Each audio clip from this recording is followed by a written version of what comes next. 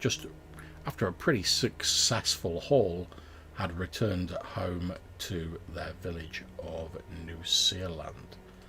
So that's pretty much where we're going to pick up. You guys have rolled back into New Zealand, your cart bulging under the weight of the riches that you have recently acquired after raiding a sheltered inlet used by pirates for stashing their loot, taking out the defenders and robbing said loot.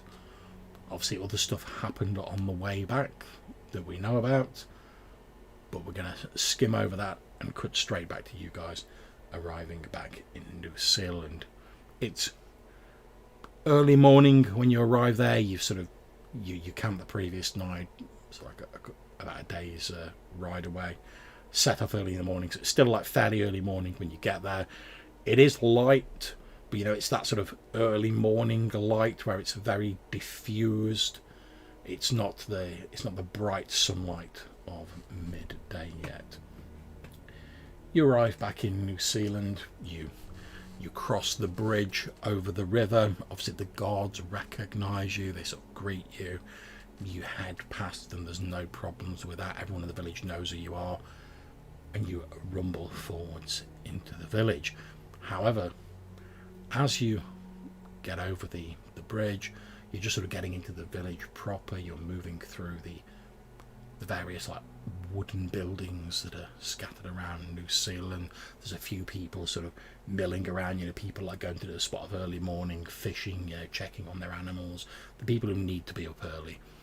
When as you're walking through the village, you've just got off your cart, you're starting to stretch your legs a bit. Obviously you've been on the cart, or like you've been doing a lot of travelling, probably your joints are a bit sore, you've been sleeping in the wild, stuff like that. As you're sort of walking into the village, leading your cart, you hear a familiar voice from behind you that you recognise as the voice of Alan Rivar, the ice walker woman that you rescued from the pirates, the pirate slavers that you housed in New Zealand. You offered her and the ice walker children that you rescued a place to live in New Zealand. You hear her voice from behind you suddenly shout, "Defend yourself!" What do you do?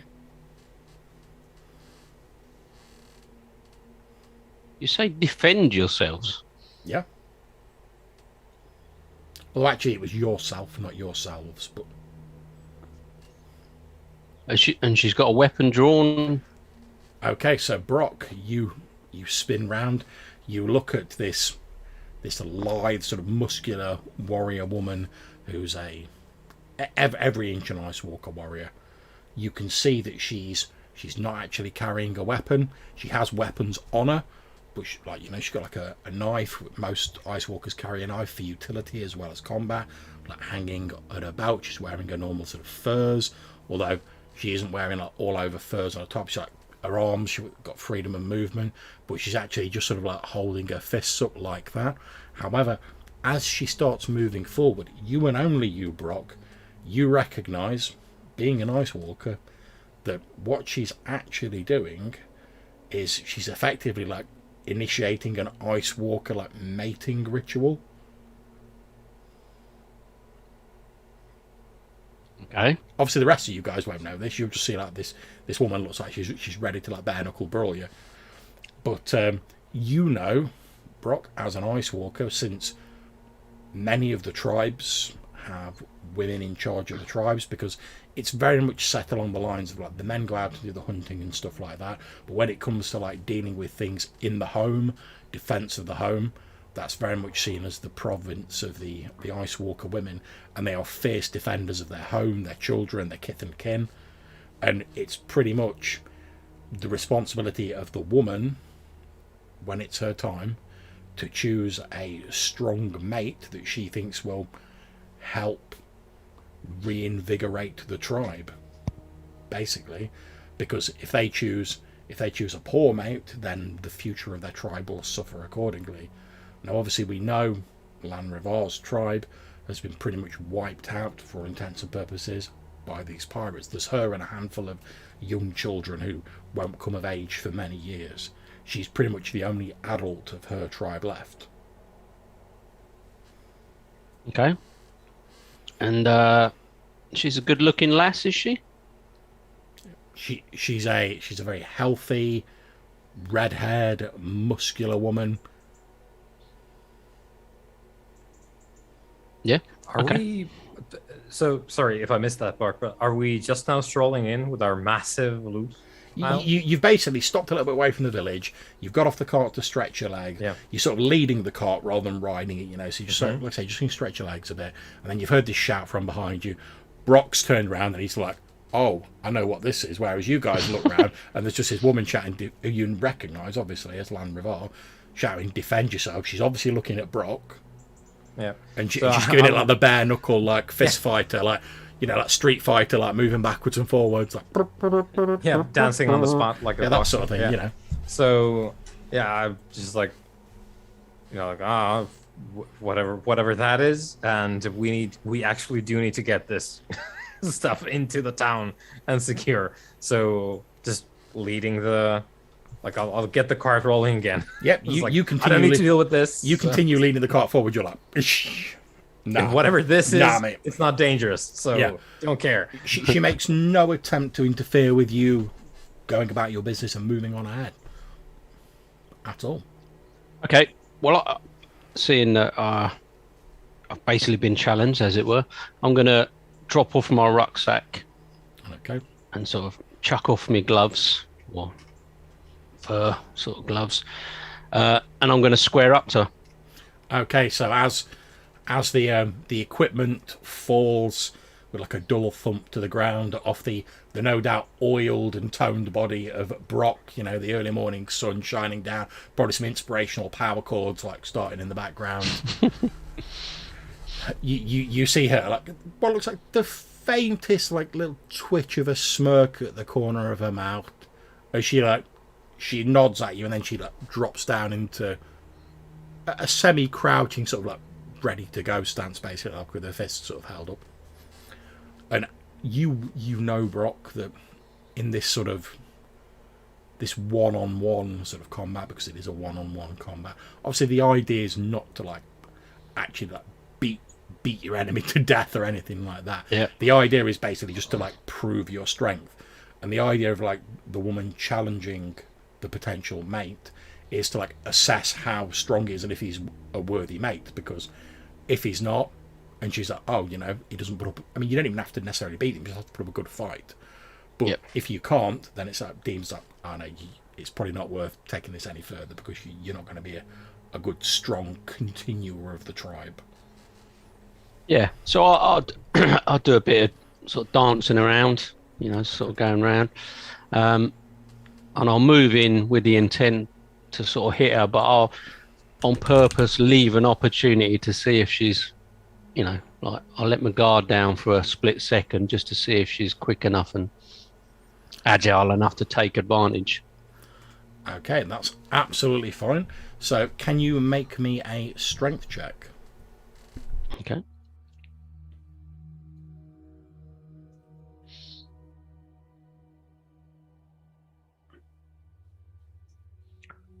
Four.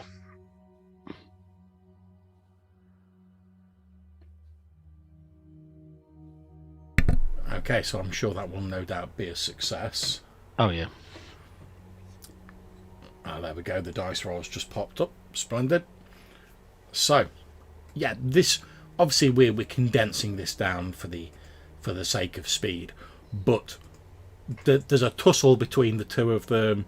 There's various blows are thrown. You take 2 hit points of damage, Brock. Mm-hmm. She takes a few like bruises and a few knocks as you sort of like going at each other. You can tell she's quite a skilled combatant. She's obviously very strong, very physically capable, and she puts up a good fight. You obviously can tell from the way she's fighting, she's not actually really trying to injure you. The sort of hit point loss you've taken is just like, oh, you know, you catch like an elbow to the face or something like that. She's obviously not actually trying to injure you. You can tell from her sort of jabs and her blows, they sort of aim to basically like test your defenses rather than like, oh, I'm trying to beat you into the ground. Mm-hmm. And after a while, as this sort of wears on. It probably only takes a few minutes in like real time, but obviously it's all very fast, very quick. Eventually, because obviously you're a practiced adventurer, you've been doing all this stuff that's kept you very physically fit. I mean, you tote around like a double-handed sword like it's nothing. Eventually, your strength does start to prevail, as maybe she's starting to get a little bit worn out a little bit sooner than you, because like you say, you're hardened by not only your Ice Walker life, but also your life as an adventurer. So your greater strength does start to prevail, and eventually you realise that, like, yeah, you're going to be able to win this contest, but it's up to you how you choose to win it. So how do you bring this contest to its conclusion? Yeah, obviously, like you say, it will go on for a few minutes back and forwards, but I'll be looking to do the classic in this situation of getting a leg behind and sort of, you know, pushing her back and onto her back and obviously pinning her down by sort of sitting on the stomach with her two arms held down, sort of face to face. In like a submission move, basically. Yeah, no problem. Dominance. And that's exactly what happens. As you do that, as she's sort of like lying on the ground, she holds her hands up like that. You've obviously beaten her in this test of strength, which was sort of the point of the whole affair. And as she sort of holds her hand up, she looks at you and she says, I accept defeat. At least there is one man in this village who is worthy enough to help rebuild my tribe. Yeah, and with that, obviously, I'll jump straight up and offer her an arm to pull her back to her feet. She takes the arm and you pull her back to her feet. Now, obviously, she's from a different tribe to you. Obviously, there's certain things in common, hence why you recognised what she was doing. But since we've not fully defined this in terms of like the Ice Walker tribe, obviously we don't need to get into the gory details. Obviously, it's a role-playing game. But in terms of like your tribe's traditions, because effectively she's been like, oh right, yes, you're worthy enough to be like a mate to help me rebuild my tribe. In terms of your tribe, what would the next step be in this sort of this ritual, now that you've proven that you're worthy of being like basically becoming like the joint head of like her tribe? Because there are always two heads of a tribe, a man and a woman. Yeah, so it'll obviously be completed with a celebration of, you know, some note, obviously depending on the situation and finances and all of that sort of stuff. It will be different degrees, but, you know, significant, inviting of anyone that would be applicable to attend. Obviously she's not going to have many people. I've not got many people, but it'll be, you know, my close friends, i.e. the party, sort of heads of the town. We'll look to make sure there's a celebration with plenty of food and drink being the main. Okay, so obviously a celebration with food, etc., is either going to involve you going out and hunting for food, or it's going to involve you like buying or otherwise obtaining food. So first of all, for a couple that'd of be part of it, yeah. I'll say first of all, how do you go about obtaining the necessary like victuals for your celebration, and also how do you announce it to your friends and to the village? Yeah, so that would be one of the first parts, is going out and hunting the actual main meal of the feast, you know, whether that be a large deer or boar or anything that would be available in the sort of fairly near vicinity. So that will be done as a couple, so that will be part of the sealing of the deal. I think that would probably go on first, and then obviously I tell people where I was going to get some food and as part of this, but then the invitation would come once we return, hopefully, you know, with this large beast on some sort of stick, tied to the stick, and you sort of pronounce it as you go through town you know, knocking on people's doors and with the sort of the bloodied body sort of still dripping as you're walking through town. Okay, so for the rest of you guys, on the first day back in New Zealand, obviously you've seen this fight going on. Quentin, Malcolm, did you? What were you doing while that was on, or did you just carry on with like Weimar into the village? Just carried on, mate. Okay. Yeah, I think so. Just left Brock to his business. Okay, so you guys are in the village, and after like a couple of hours, obviously we'll talk about what you guys want to do in the village. Both Lanrivar and Brock come walking back into the village. They're carrying like a stick between them, and hanging from this stick is the dead carcass, like recently killed, of a large dire wolf that they have hunted in together in the forest. It's brought back through. They seem in great spirits. They're very happy, and this pronunciation, this announcement goes out to all the people in the village, obviously yourselves included, that to celebrate the union of Brock and Lan, and like the rebuilding of this tribe, which technically, Brock, you get to name. I mean, obviously, your sort of co-leader of the tribe has to agree, but you'll get to name it as the other player character. This pronunciation goes out to celebrate the union and the rebuilding of this tribe, which we can name at a later date. You can have a bit of time to think about that. There's going to be a great celebration held throughout the evening. They're going to cook this dire wolf over the fire. They've got some like herbs and various other bits and pieces that they've foraged as well, you know, probably some like root vegetables and stuff like that. They're going to build like a big fire. All the villagers are invited to come along and like eat and drink and whatever. Basically, they're saying like, oh, you know, if people want to bring food and drink as well, that's fine. They don't have to, but it's to be a night of celebration. Initially, the rest of the villagers in New Zealand are a bit sort of like, oh, this seems a bit strange. We're not too sure about this, because obviously they're all like Leander followers, and there's a distinct waft of the pagan about this whole thing. But to be honest, winter's coming in, food's getting a little bit more scarce. They're not going to turn down a free feed. So gradually people start warming up to the idea. You know, a few people bring in like, I don't know, probably like jugs of moonshine or whatever they've like managed to like make. There'll be like a bit of bread and whatever. So that's going to be going on in the evening, but obviously you're free to do other stuff. So whilst this pronunciation's going on and they're hunting or whatever, what are the rest of you guys up to in the village? I'm just looking off to see the sage. I've got these magic bottles I need to get looked at. Okay, well, let's jump to that. So it doesn't take you very long to find that Quelac, you know where his hut is, and after a short while you see the little blue-faced Ice Walker sage with his pointy hat. He's sat looking at some charts and various other writing implements, and he's like scribbling down notes as he's like continuing his research and stuff like that. And as he's like puffing on his pipe, which occasionally he sets down on the table next to him.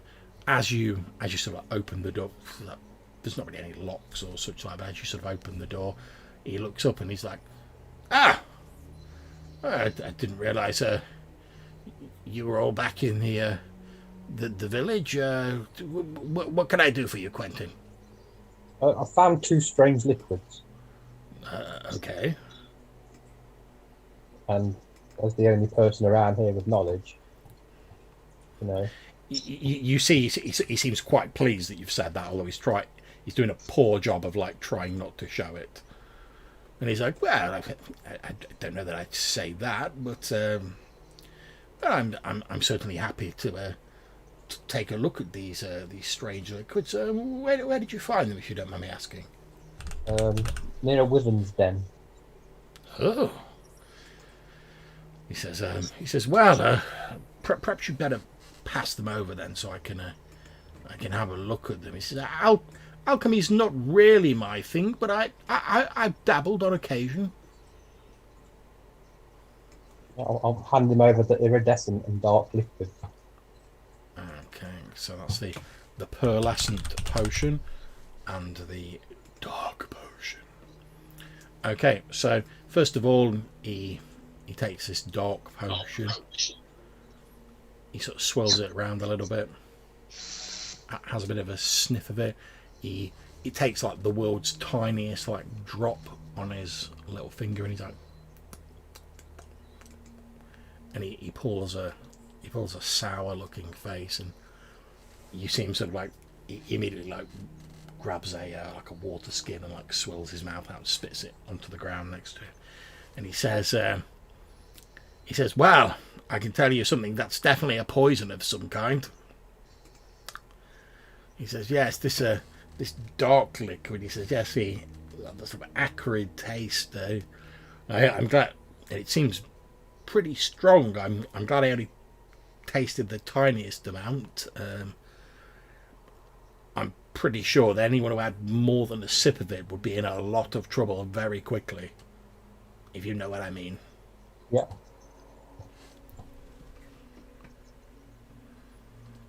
And he says, let's have a look at this this pearlescent liquid you've got.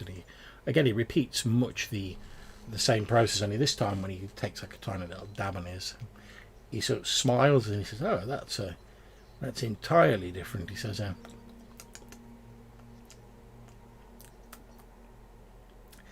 yes, I think this is a restorative or a curative of. Hold on a second. Then he starts like rummaging around in his written materials, and he's like, he says, yes, he pulls open a book, and you can tell it's like a notebook or a journal that's got scribbled notes in. And he says, yes, definitely a curative. I would say this is a general sort of a revivifying tonic of sorts. Probably used to help restore people who have suffered minor injuries, or those suffering from ailments that prevent moving, that sort of thing. Muscular ailments, that sort of thing. That's great, thanks. Obviously, he hands them back to you.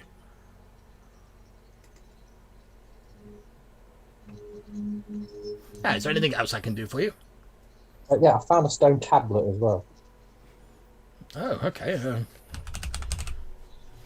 Right, well, if you and you hand him over the priest's stone tablet, and he looks at it and he says, "Have you managed to decipher any of these pictograms?" Some. He says, "Well,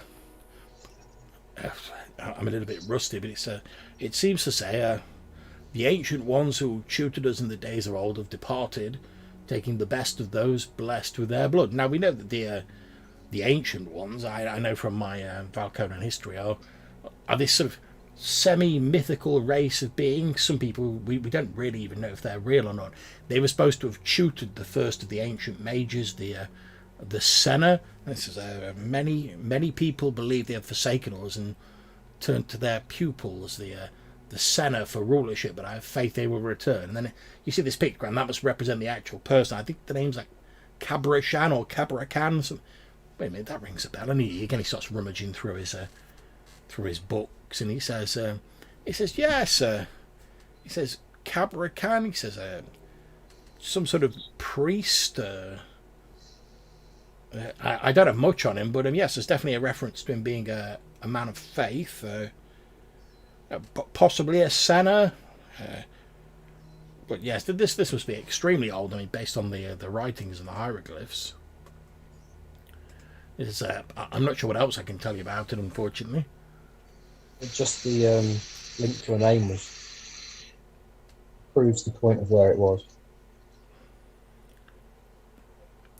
He says, yes, well, this person seems to be saying something about these ancient ones departing, and we certainly know, although there's some doubt amongst academics like myself about whether they even existed or whether they're some sort of myth to to justify the rise of the Senna, but the person who wrote this definitely seems to have regarded them as real, and we know that in the myths and legends of Valkona, after a certain date, there ceases to be any mention of these ancient ones. So perhaps this is revealing something of the nature of why that is. Perhaps they did it, either they or the people that this myth is based on really did depart or migrate or leave for pastures new. Well, thanks. Can I leave that with you? Yes, of course. I'm more than happy to look after it for you.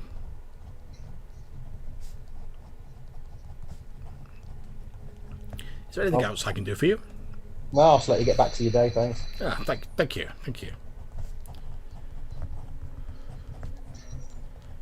And I'll remove that from your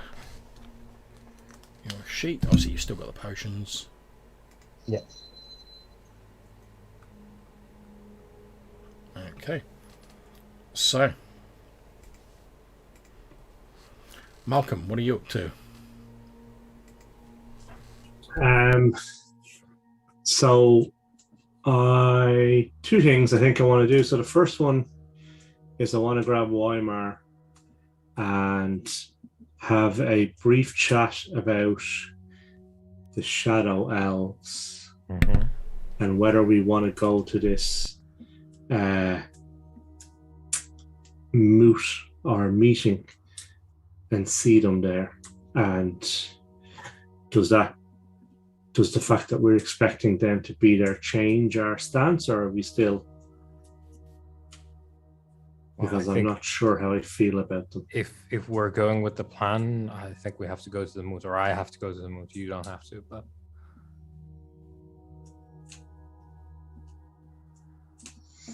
Okay. Yeah.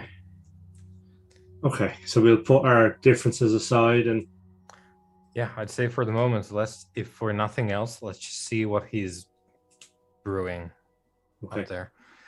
I can't imagine what it would be that he or his, lackeys have somehow communicated to the shadows up north that would have made them join this effort. I can't imagine what that would have been. So at least that would be interesting to find out what that is about. Yes. So I'm still of the mind that I should go. Cool. Okay. So then I would like to I'm guessing I've built a shrine to the judge somewhere in the village. Yep, you can certainly have done that. That's well within your means. And I guess I'll go and I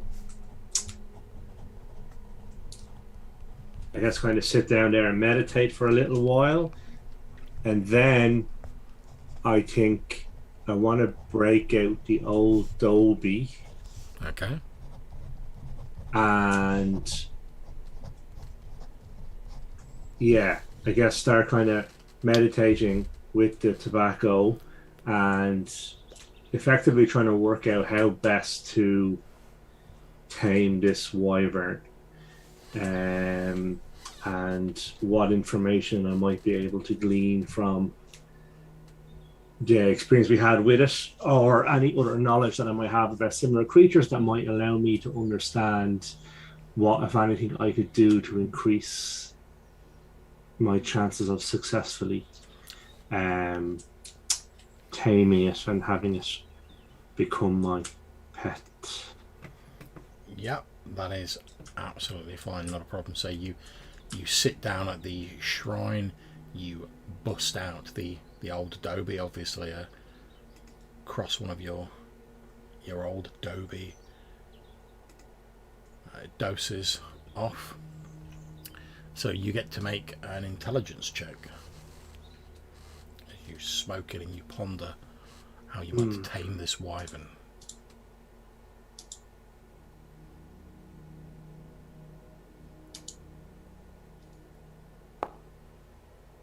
Ooh, success. Okay, so as you're sort of sitting there and you're pondering this matter, and you're like, right, okay, obviously you want to tame the wyvern. You've got experience with taming a number of smaller beasts, and you know from having observed the wyvern's behaviour before that it is obviously an animal. Obviously that doesn't mean it can't be cunning. Many animals use ambush tactics. It's obviously a predator, so it's extremely dangerous, but it's not a sentient being as such. It's an animal. You know that obviously it's got a very deadly poison that presumably it is immune to. You would imagine that it poisons its prey, and then once the prey has perished, it then eats said prey. Because of the size of it, you would expect that it has to hunt fairly frequently. That would also tie in with, that it drove the large wolves away from the area it settled, so you'd imagine that it killed like a lot of them, because it would need to eat a lot just because of its metabolism and the size of it.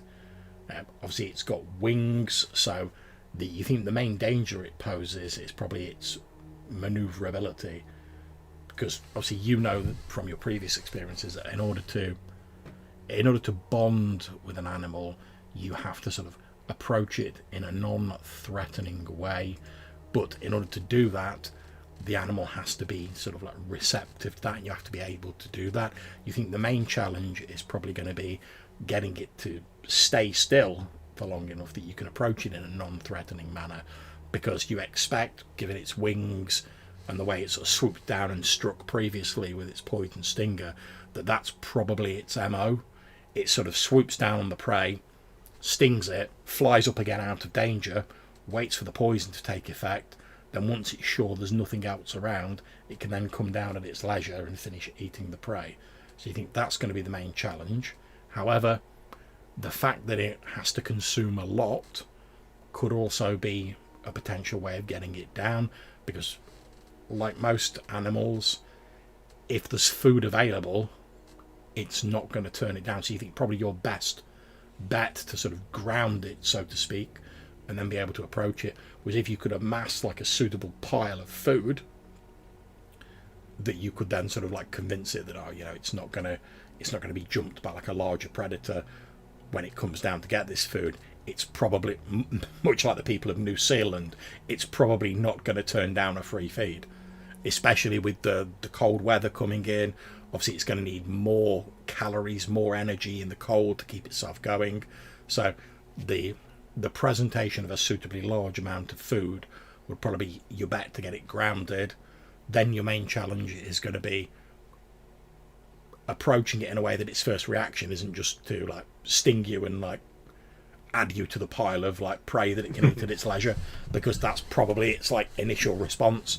Like, if something's coming towards me, sting it, wait till it dies, eat it later. That's probably like its initial first response. Okay. Cool. Interesting. Okay. So, whilst you're sat there doing that, and you have indeed noticed, and it does hearten you, Malcolm, that you notice like a few like little sort of, I mean, they're not expensive or anything, they're fairly like crude, but like a few little like offerings have been left at this like shrine that you've put there, and obviously you didn't leave them there because you'd know. So some of the villagers must have actually left them there, which is a bit heartening, because obviously everyone in the village has been like, Leander this, Leander that, but perhaps so long without a priest, which initially was worrying them, but obviously the world hasn't ended because they've not had a priest. You built this nice little shrine. Maybe a few of them have started to think, well, give it a go. And in fact, as you're sat there and you're puffing on your old doby, and you've just finished sort of thinking about this wyvern conundrum, you actually see one of the sort of middle-aged women of the village sort of comes up, like wandering up to the shrine, and she's carrying in her hand like a little wooden figure. It's a very crudely carved sort of like human figure. She's obviously carved it herself out of like local sort of fir wood or whatever, pine wood. Don't get me wrong, it's not going to win any like sculptural awards or anything, but it's a touching little handmade like crafted thing. And she she comes up. She doesn't seem to notice you at first, and she just like puts it down at the base of the shrine, and then she sort of sees you, realizes you're there, and she smiles, almost like a little bit embarrassed. But you know, she's been like caught putting this like little thing on the shrine, and she says, "Oh, I'm sorry. I didn't mean to disturb you. I'm a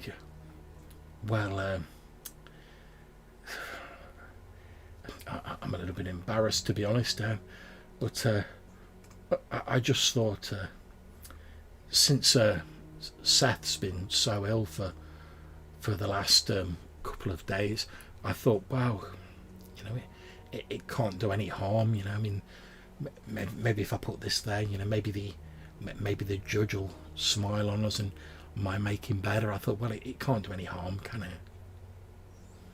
No, certainly can't. Nothing to be embarrassed about. Thank you. I appreciate your understanding. He says, to be honest, I'm only really embarrassed because we had those pilgrims come through a few days ago, and obviously they were all sort of for the faith of Leander. So oh, and where did the pilgrims come from? she says, well, let's see, it would have been about 4 days ago. They've only recently arrived in Valcona. I think I wasn't directly involved in any conversation with them. I was just sort of like, I overheard. I think they come from Tozan originally. They had a priest leading them, and they were just passing through. Josiah, the headsman, he you know how desperate he is to get a new priest in a New Zealand. He tried to persuade them to stay here, but they were. I don't mean to sound disrespectful, but they were going on about following the words of the prophet Tozan, and they were very polite about it, but they declined his offer to stay in the village. They said they were planning to found a little community of their own. Last I saw of them, they headed further up the river to the north. Okay. I'm sorry, I can't really stay longer. I've got to get back to look after Seth. Like I say, he's been ever so poorly the last couple of days. Ah, yes. Well, the judge, I'm sure, will thank you for your offer. Oh, thank you. But by the way, I know, obviously I recognise you, of course. I know that you and your friends have only just come back to the village. Just be a bit careful if you're in the woods on the outskirts. Seth, before he bless him, before he got it, he said he was attacked by some sort of creature in the woods. So if you're going out into the woods, just be careful and look after yourself. I wouldn't want anyone else to be stricken. What sort of creature was he attacked by? He says, well, I mean, take this with a grain of salt. He was a little bit delirious, poor thing, when he made it back to the village. He said at first he thought he saw a person out in the woods, and he thought maybe it was someone who'd got separated from like a wagon cart or like a merchant cart or something like that. So he's ever such a kind boy. He went over to try and help them, and he says the way he described them, he said, he was all like pale and like frostbitten. So he thought, someone who's been wandering around in the woods, not prepared for the cold. And he went to try and help the man, and the man attacked him. Like, he's got a nasty bite mark on his shoulder. If Seth hadn't been carrying a lit torch at the time, which he fended whatever this man was off with the torch, I should have think what had happened. He managed to stagger back to the village, but bless him, like I say, he was delirious and almost near collapse. The village herbalist has been looking after him, but he just seems to be getting weaker and weaker by the day. Okay. And he seems to have these horrible dreams. He wakes up screaming almost every night. I mean, Okay. I'm no herbalist, but I've got a bit of knowledge of that area. And then she sort of says, "I'm sorry for Sally, by the way, Sally Theodora." He wakes up screaming in the night, and I'm doing my best with the herbs that the herbalist gave me, but I don't know what else I can do. Oh, perhaps I could have a look at them and see if there's anything I can do. Well, if you're sure, yeah, I mean, I'd be. I didn't know you were a medical man, but I'd be. I'm almost at my wit's end. I don't know what to do. I'd be grateful of any. I mean, obviously, I've heard about the deeds of yourself and your companions and how you've overseen protecting the village and directly protected it. And I've heard the tales about you visiting the dwarves to the north and stuff like that. But yeah, anything you could do to help, like say, I'm at my wit's end. I don't know what else I can do. Yeah, well, I'm no medical man, but I know a thing or two of the creatures of this world. So let me see if I can. Yes, of course. I'll take you straight. And she basically leads you to one of the sort of wooden buildings in New Zealand. And as you're sort of led in there, obviously it's the normal, like straw mattresses, such like in these like long shared buildings. But you can see that obviously people have tried to like move their sort of mattresses away from one corner of the building to like give this guy some space. And like you can see that a very sort of rough like Hessian blanket has been like strung up over one of the corners of the room to like section it off. She pulls back the blanket, and as she does so, you can see that there's this young man. He looks very pale. He's actually asleep, and he's very restful. He's like tossing and turning, occasionally like groaning a little under his breath. You can see across his shoulder there, they've like wrapped like a bandage around him, and you can see there's like some herbs, like a herbal poultice, like peeping out from underneath the bandage. And she said, "Well, there he is." Okay, so can I take the bandage and the poultice off and examine the wound? Yep, you have to take it off fully, but yeah, you like lift it up so you can get a good look at the wound. She's fine with that. She's like, I don't know what to do. Like, you're not going to make it any worse. And you lift it up, and you can see that he does indeed have this like big bite mark, sort of on his shoulder, and it looks roughly the shape of like a human sort of mouth. But like the wounds are like much more like puncture-like the teeth were like sharper than a human's. Okay, and can you describe again to me the creature I seen dead in Staff Stone Tower? Yeah, it looked like a sort of emaciated human with like frostbite at the end of its limbs, very pale, and it had like needle-sharp teeth instead of like normal human teeth. And did it have red? It had like blood smeared all around its mouth and its neck. Oh, but so it was actually blood as opposed to red. Okay. Yeah, when you saw it, the blood was dried, but it was obviously like blood had been splattered there and just like allowed to dry. And does the timing of that and the timing of this attack line up as that it might be that creature that was dead, or you think sort of referencing what you were told by Mercy Dixon at Staffstone Tower, unless these things can like move like ridiculous quick, like sort of dragon flight quick, it's probably not the same creature. Okay. Because obviously, New Zealand is like a number of days. It's more than like 4 days travel from Staffstone if you're walking. So unless it could like move like the wind, it's not going to have bit this guy here and then like ghosted over to Staffstone. Okay. And when I kind of smell the wound, or when I kind of touch around it, does it look like there's some sort of toxin spreading in the body, or is it? You can't see any sign of a toxin, and there's actually like very little like blood around the wound, like at all.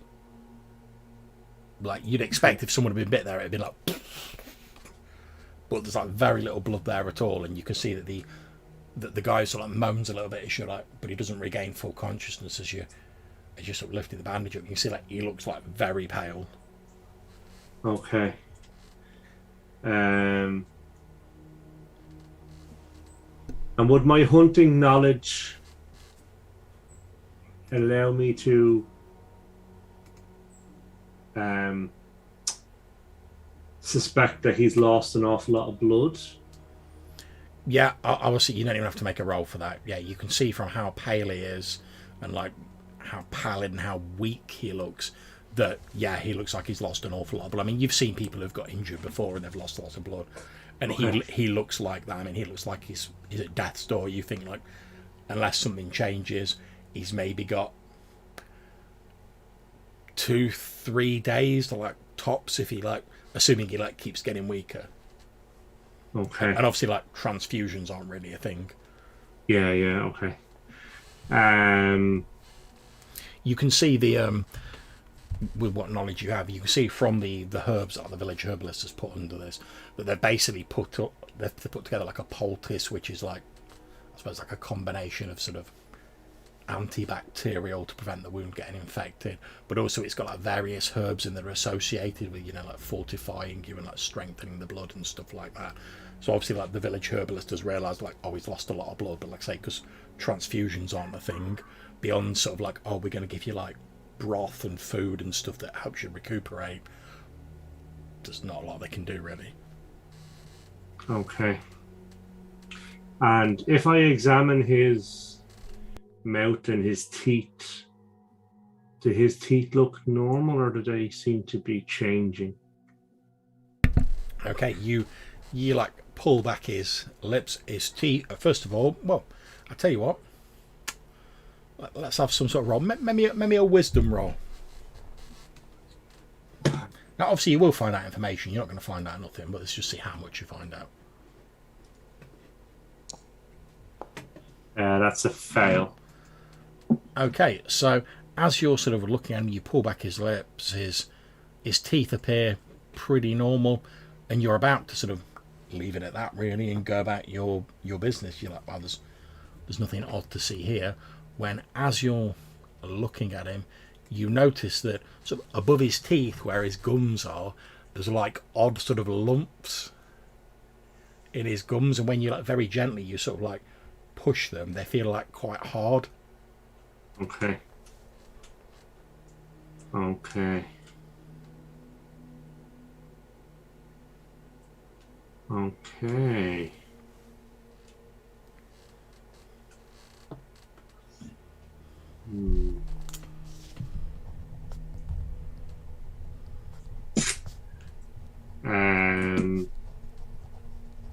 So I'll turn to Sally and just say, he seems to be resting well. Let me speak with my friends and I will call back tomorrow to see if there's anything else that we can do. Thank you. It's very much appreciated. Yes, he's at first when he came back he was awake a lot of the time, but now he seems to sleep mostly. But every time he wakes up, he says he's been having the most horrible nightmares. Okay. But yes, and she sort of like clasps hold of your hand in hers, says, anything you could do, I would really appreciate it. Honestly, I don't know what I'd do without him. Well, we can. And she looks very close to tears as she's saying that. You can tell that basically it looks like for the last few days she's been sort of like keeping it together and like taking care of him, and now like someone else is like, oh, maybe I can shoulder a bit of this burden to you. Like just like the relief is like, you know, she looks very like close to tears. And you can tell that obviously she's presumably like not been sleeping because she's been looking after him. She's been pretty much running herself ragged, and she's pretty much running on adrenaline at the minute. That's like all that's keeping her going because she's been like by his bedside. I'll just kind of pat her gently and kind of there. Do what you can for him, and I will return tomorrow and see. Thank you. And she sort of goes and sits on a little like three-legged wooden stool next to his bed, and she sort of takes hold of one of his like pallid, like thin hands in hers, and she starts sort of like talking to him softly, you know, sort of checking his bandages and stuff like that. Okay.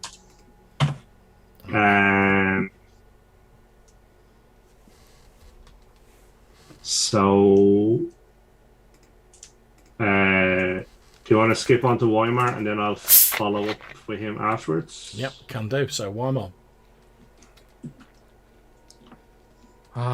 What sort of timey-wimey stuff to do in the village? Yeah, we're in a bit of a sort of timey-wimey situation at the minute. Yeah. Obviously, there's various stuff going on at different points in time. Yeah. But we're sort of just like we're keeping it all fairly loose at the minute. There's no need to like track minutes and hours and stuff like that. This is basically the first day back at the village. Yeah. Brock's So- still like giving us like, wait, Bob, that's wealth celebration. You can hear him outside like shouting to the villagers that there's going to be this big celebration like, later on. It's going to be straight to planning the sort of expansion and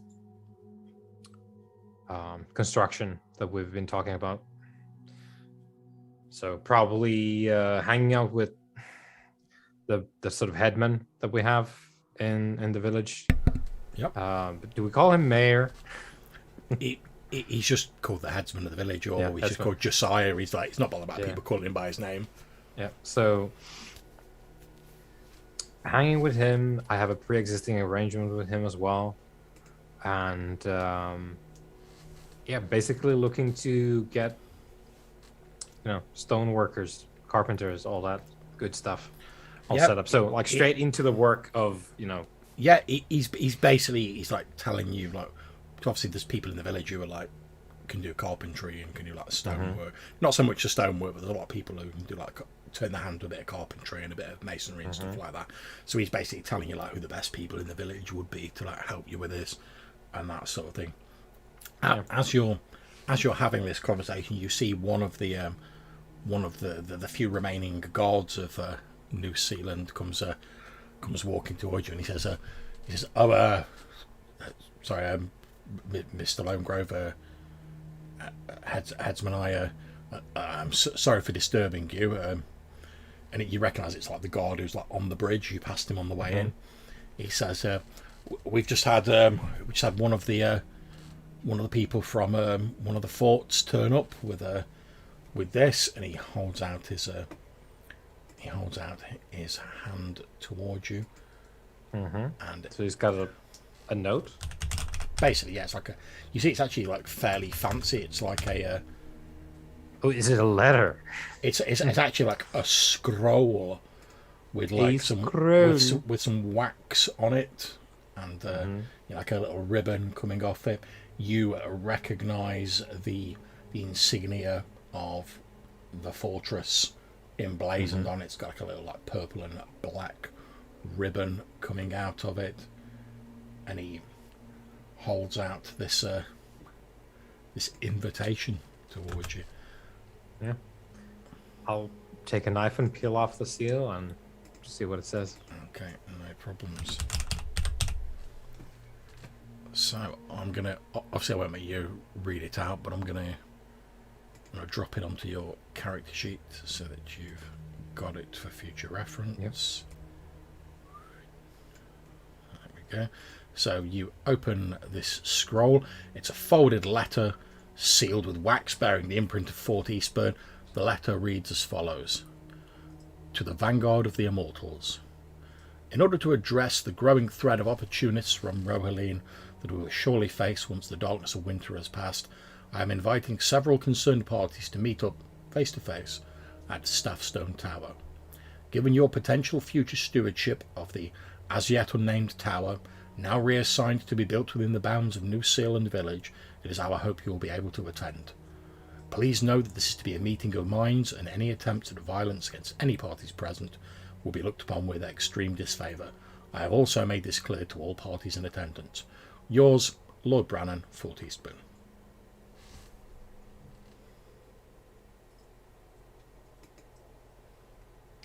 Right. Is that text also in the... Yep, it should be in the description of the invitation to Staffstone.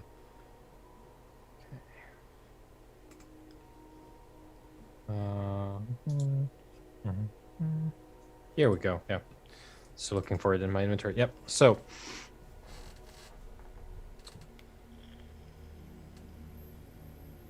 yeah, I'll give the guard a nod, and He gives you a nod and he returns to his station on the bridge. yeah,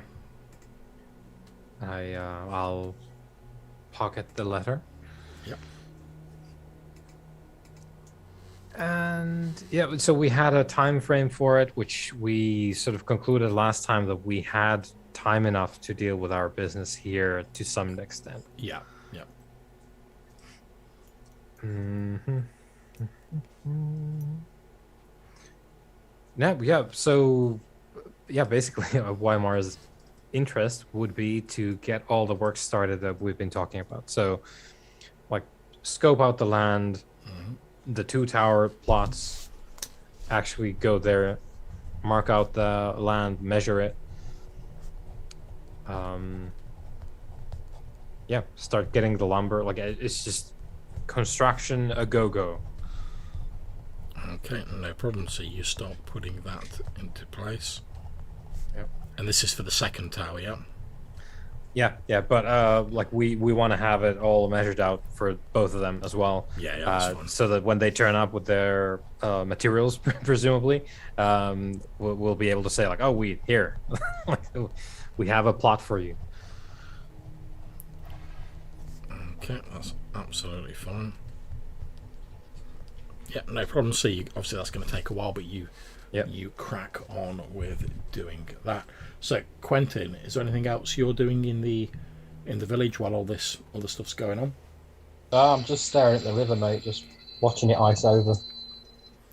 Indeed. And you notice as you sort of looked out southwards down the river out to sea, you've started to see like the first sort of small like ice patches sort of forming and like bobbing up and down on the water.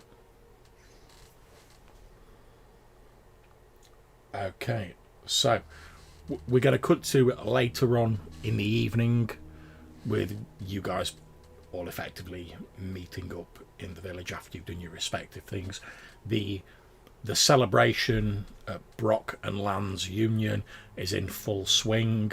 The villagers seem to have now, they've really bought into it. They're like, oh, you know, like one last big feast before like the winter and the months of hardship. So they're all really like throwing themselves into it. You know, drinks are getting passed around. There's a couple of fires burning.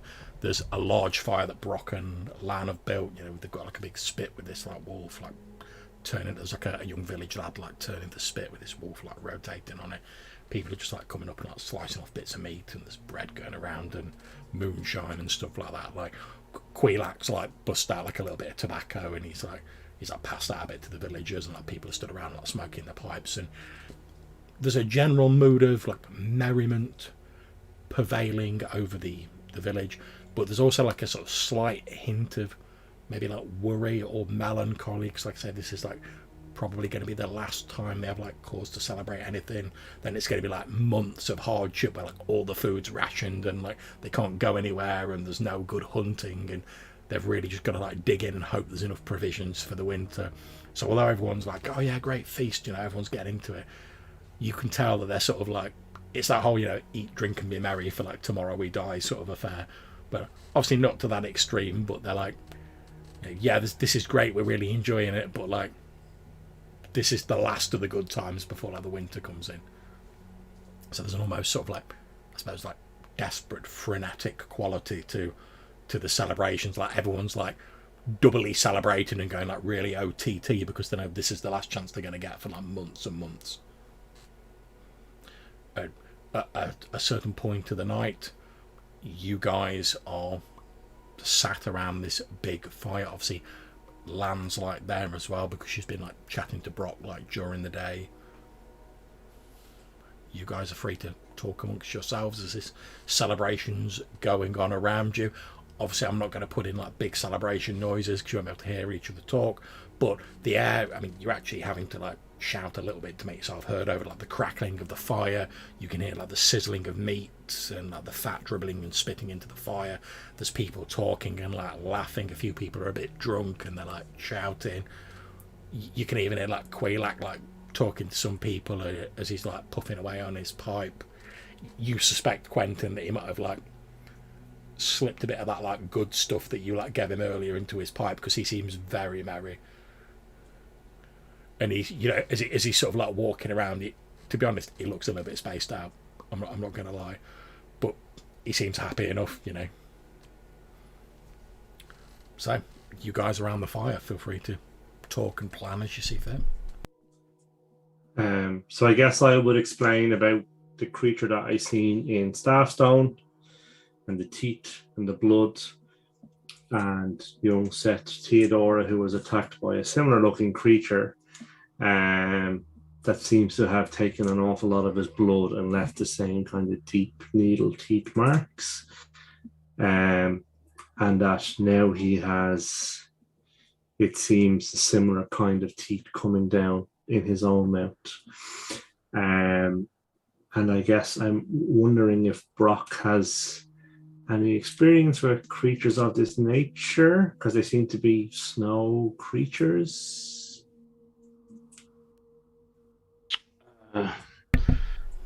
Snow creatures, are they specifically snow creatures? No, but they're local. I would have thought, or they're Yeah. Okay, I mean, between like wrestling and such, I'll be sort of going back and forward between the drinking games and that, and I'll be having like real snippets of conversation with the rest of the group, and then going back into wrestle someone to the ground, or arm wrestle, or any sort of tomfoolery that goes on in these celebrations.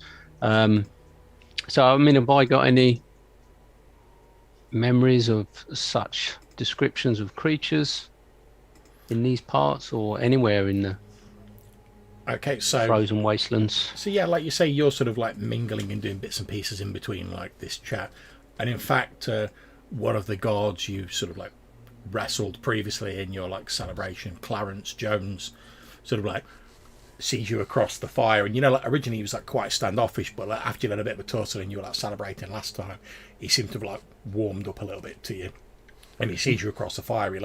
He pauses like midway through like lifting up like a drinking horn to like have a big swig of whatever moonshine he's got in there, and he's like Brock, and he like obviously he's on the other side of the fire and he's like shouting over it to you, and he's like I trust you're gonna do me the honour of a rematch later on, son. And with that, I should put down the drink I've got in, and I'm probably already sort of bare-chested. I'll start running towards him. Yeah, give him just enough time to get his drink down. He just like throws his drink down, like shrugs his throws off, and he's like, he says it with a smile on his face, which is obviously good natured. He's like, "Come on, then, you ice walker devil!" And you and him have a bit of like a tussle for a bit, and then while you're doing that, you can make me a wisdom roll, just see what, if anything, you know about these creatures. Oh, don't hold your breath on this You one. can use intelligence if you prefer. Oh, blimey. He's on top form. So you recall that sort of back in the day, there was supposed to be a group of your tribe, say witches, but your tribe like call everyone who's got magic like witches. Yeah. Because obviously they're not fond of that magic. They say, oh, like there's this massive tribe of witches that like ruled over Valconin, and everyone was like oppressed under their like reign of like dark evil sorcery, and they travelled far to the east into the great frozen ice flows for some, no doubt, ungodly, like dark arcane purpose. And when they returned, there were like only a few of them that returned. And after that, there were always sort of nothing concrete, but there were always odd rumours that like far to the east into like the frozen waste, that like there were like strange creatures and like odd sort of things which should not be. And obviously your tribe were immediately like, the wizards did it. They caused it. There was none of this like bad monster vibe in the frozen waste. Yeah, saber-toothed tigers, like animals that rip your face off, but like that's all like natural stuff. We're down with that. But after the wizards went to the east, there were all these strange rumours about these creatures that, like I say, things that should not be. But it's all very vague because your people, they don't even really like to talk about sort of evil sorcery to them, which is the mere act of like talking about sorcery could somehow like infect you with this like malign like sorcerer's evil. But there were needless rumours said about it. And was there any rumours of sort of blood loss or? Well, obviously, a lot of people don't really travel to like the frozen waste to the east because there's not a lot there basically. But there were rumours that like people who went to the east like sometimes disappeared, or didn't come back, and it was always put down to like, oh, it's been like an evil place ever since these like evil like witches went there. They did something, and like we don't go there anymore because it's like they've made it into a bad evil place. But like occasionally, like with any sort of tribe, occasionally even amongst the Ice Walkers, you get like some like headstrong young like warrior who'd be like, oh, I ain't scared, I know like evil sorcery over to the east, and they'd head over to like prove their manliness or whatever. Normally when they were coming of age, and most of the time they'd come back and they'd maybe like have a few injuries from animals, and they'd have some pelts and a bit of a story to tell, and that'd be the end of it. However, occasionally some people who went there were just like never seen again. Entirely possible they just died because of like the horrible weather conditions or natural predators, but obviously your tribe already been a bit superstitious about that area. We're like, oh, it's an evil place, like the evil of the place like must have like claimed them, oh, that's why we shouldn't go there, and they were used as like a cautionary tale to try and discourage other people from going there. None that came back that then sort of went strange or died from sort of lasting wounds or anything like this. Malcolm's discussed about this guy. There were people who died from injuries, but they were mostly like animal injuries. You know, like someone had come back having been mauled by like a saber-toothed tiger or like a polar bear or something, and they might like, if their injuries got infected, they might like die later on. Because obviously, like, not a lot of the magic means not a lot of healing magic as well. So occasionally some of them would die, but like nothing that was like otherworldly about it. It's just like, oh yeah, you ran into like a bear, you got mauled by it, you made it back, but like your wound was infected, or like you were just like you'd lost too much blood, or you were too far gone. So nothing like overtly supernatural that you could like positively say yes, but there's always these rumors.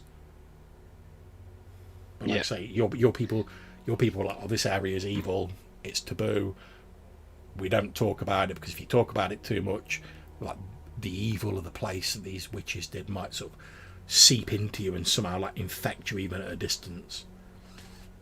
Okay, well, I'll relay that as best as possible to Malcolm, emphasising that I think it's down to the witches and wizards of the past that went out to the east. I've not come across anything like this myself. This bites with what seems to be blood draining or something strange. But if you want to go and investigate, then I'm happy to join you as always. Which is indeed, I guess, is what to do about if this young man grows these teeth and attacks people in the village. Is that what you think was happening? Seems rather far-fetched, but yet he has the marks.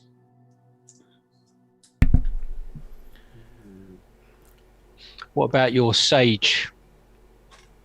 Or our sage? Do you think he may be able to shed any light on this situation? Well, we pay him enough. It's certainly worth asking him. And then I'd be like, Quilak, come join us for a drink. And he's like, don't mind if I do. And he it's like, as he walks over, Quentin, you look at his eyes are like, and in fact, as he walks past you, he's like gives you a bit of a wink and like a nudge with his arm, and he waves his pipe in your direction. I'll ask for that pipe, yeah. Yeah, you have like a drag on it, and you're like, oh, this is like old Dobie with like a little bit of something extra like sprinkled in it. You think, based on your like quick toot, what he's probably done is probably some of like the lotus that you gave him. He's probably like ground it down, and then he's just put like a tiny little sprinkle. Because obviously, when you smoked it pure last time, you were like, oh yeah, we're on this mad like vision quest. Whereas this time you just feel a bit buzzed. So he's obviously just put like a tiny little amount in his pipe, because obviously he's celebrating like anyone else, and he sort of like takes the pipe back off you, and he sits down on the log that you're all sat around this fire, and he's like, good celebration, by the way, Brock. I'll give him a hearty slap on the back, knock him off the log. Yeah, he like stumbles forward a bit and then like rights himself and like puts his hat on, And he's like, oh, well, yes, I congratulations are in order.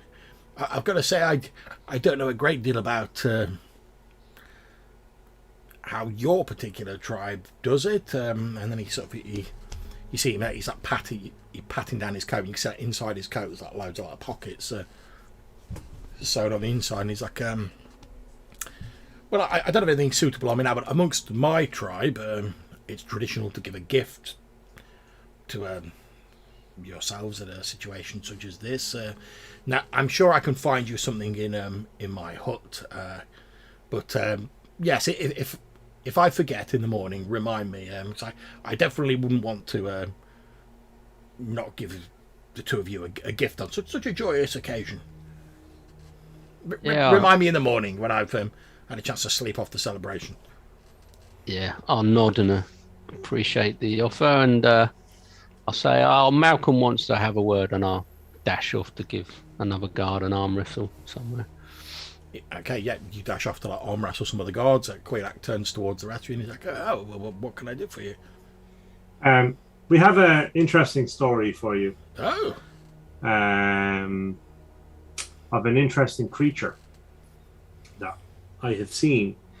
And I'm wondering if you have heard of such a creature or know of creatures like this that drink blood and that have these kind of sharp needle teeth. Says, well, there's many creatures that drink blood. Several species of bats. Some of the bears of the frozen north. This creature looks more like a human. Oh, looks like a person, a pale person, frostbitten. Looks like a frostbitten. Oh, well. He says, let me think. He says, well, I don't know that I've got anything concrete for you, but I'm sure, as you know, my people are somewhat superstitious. Obviously, I've heard of the, well, and he sort of leans towards it. Amongst my tribe, there's a legend of a man who travelled to the east and didn't, seeking to prove himself, didn't take enough provisions or wasn't sufficiently shielded against the elements, and when he was at his wit's end and he was lying there dying in the snow, as he lay there dying, an evil winter spirit entered his body, and when he returned back to his tribe, he was not the same man he once was, and he had strange appetites that the spirit within him required to nourish itself. And so there were certain his hands grew like long and like claws, and he was said to have teeth like tiny daggers. And do you know if there is any way to drive the spirit out of the body? He says, well, I believe that, well, the legend goes that this person killed several members of his tribe, driven mad by the possession of this evil spirit. And when they caught him, that obviously, my people are not inclined to the arcane. Many, once they had gathered and they had cornered him, they bound him, and they attempted, that their shaman attempted to cast the spirit out of him, but all to no avail. And in the end, all they could do was to release the poor fellow from this life, and they burnt his body and they scattered his ashes to the four winds. Is that the last of they heard from him? I believe so. The legend certainly doesn't say any more after that. Okay. Now, as I say, that's only a legend from my tribe. How true it is, I don't know. It's one of these sort of legends where no one claims to have directly been involved in it. It's always, I heard from someone in another tribe whose brother was there and saw it. You know, that sort of thing. You know how unreliable these things can be. I do indeed. How long is it since the Senate are gone? A long, long time. Okay.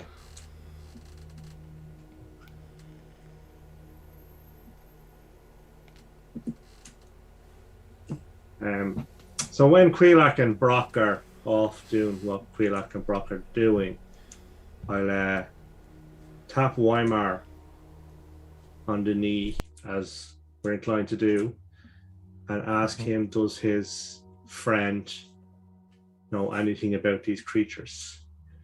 Might they possibly go back that far? Well,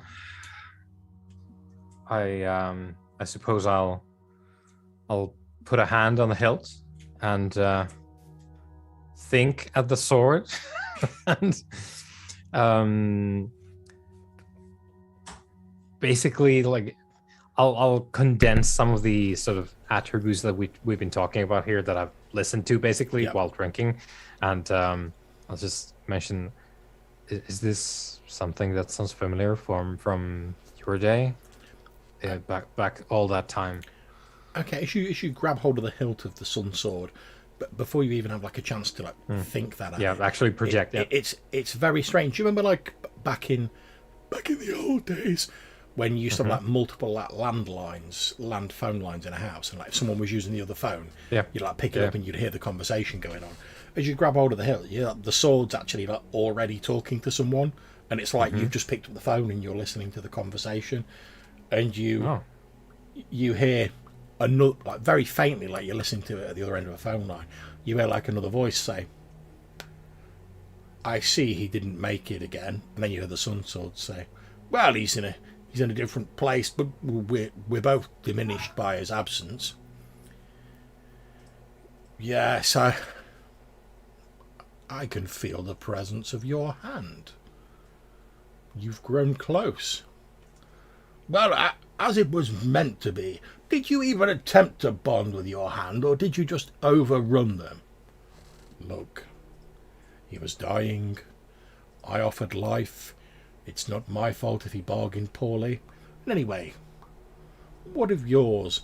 Do you intend to try and mould him into one of your champions? Well, possibly. When the time's right, I'll set the opportunity before him, and he'll choose his own course, as it should be. Oh, how very noble of you. But tell me, have you told him the entire truth about the three of us? Well, not yet. I mean, I'm sure he suspects he's an intelligent fellow. I'll tell him when the time is right. And I suppose, of course, you decide when that time is. We're not so different, you and I. I'm simply more honest. Well, there's no honesty in you, but when the three of us are reunited, things will be different. So you say, but since it's unlikely to happen, I will just continue to carve out a place for myself in this dreary, dreary world.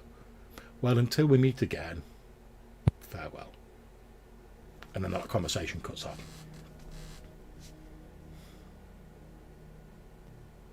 I'll take my hand off. I'll put it back down again. Okay. So,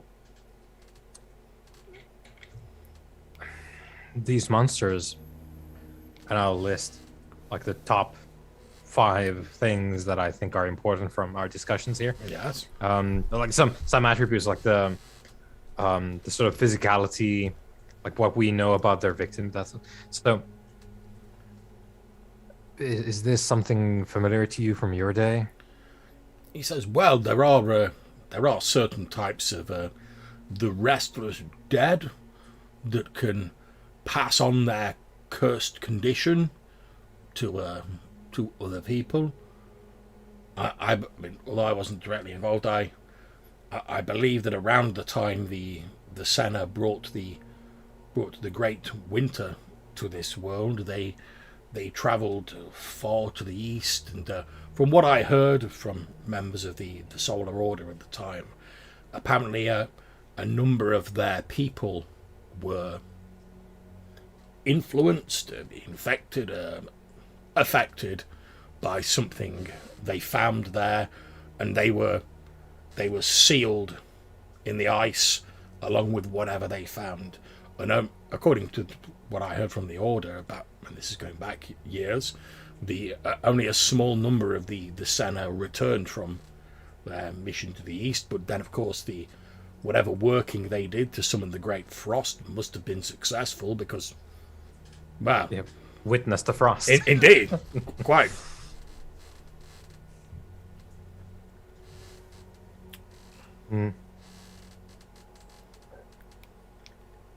Right. Well, I'll share my little snippets here with Malcolm.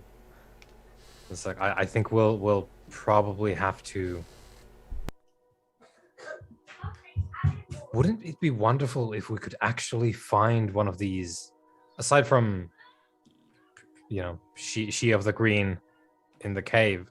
Wouldn't it be wonderful if we could find like someone who was there and talk about, because now we are reliant on going to places and digging up old remnants of things, and then bring them to the sage to decipher them, because this is knowledge that we should probably have. If this is something that can pass on, as my friend has indicated, this is a problem for the long term, I think. Yes. Okay, as this conversation is going on, Quentin, you've been sort of wandering around a bit, mingling in the celebrations and whatever. And you're passing by one of these, like I said, like long shared wooden buildings that like the villagers live in, because obviously there's not enough materials for everyone to have their own homes. So they have these big like long houses. You're wandering past all, and from inside you hear this like, no.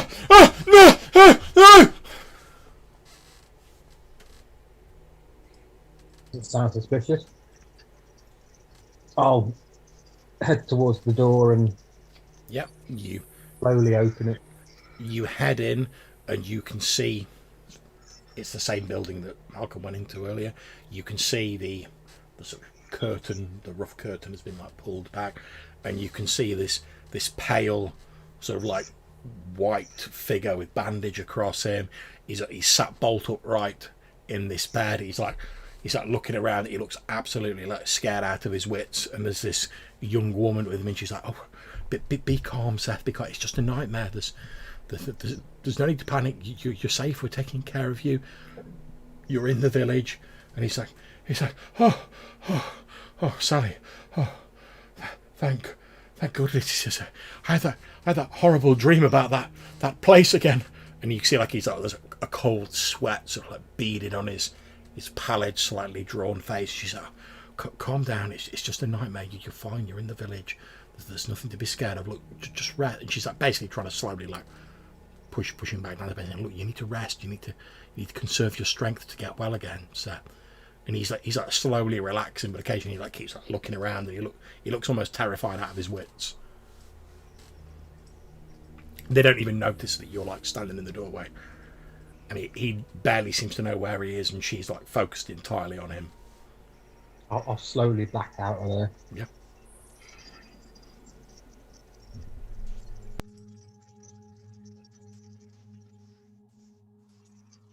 Yep, you slowly back out. I'll look for one of the party, whoever's closest to me.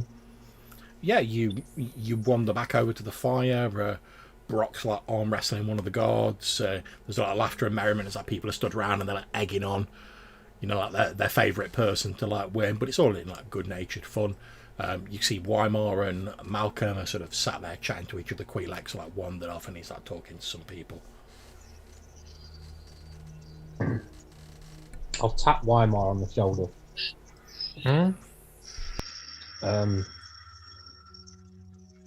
There's a guy having some serious nightmares about going to a place. I'm sorry to hear that. Yeah. He doesn't look right. He's pale as Oh, well, the coming snow. you think he's sick? I'll sort of put down whatever we're drinking and get up and. Obviously, you hear this as well, Malcolm, because you're sort of there as Quentin comes up. So I'll join as well. Yep, you wander back over to this building. you see it very much as I described, although the young man Seth, he's still awake, but he's now like lying back on the bed. He's got like a rough hewn blanket pulled up tight around himself. He's shivering in it, like say cold sweat. He looks terrified.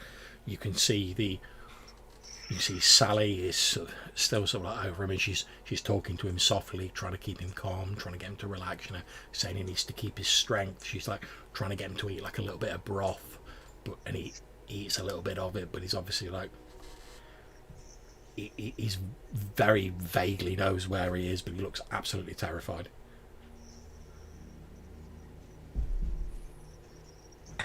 As we get there, I'll again lay a hand on the hilt and is this something other than just sickness?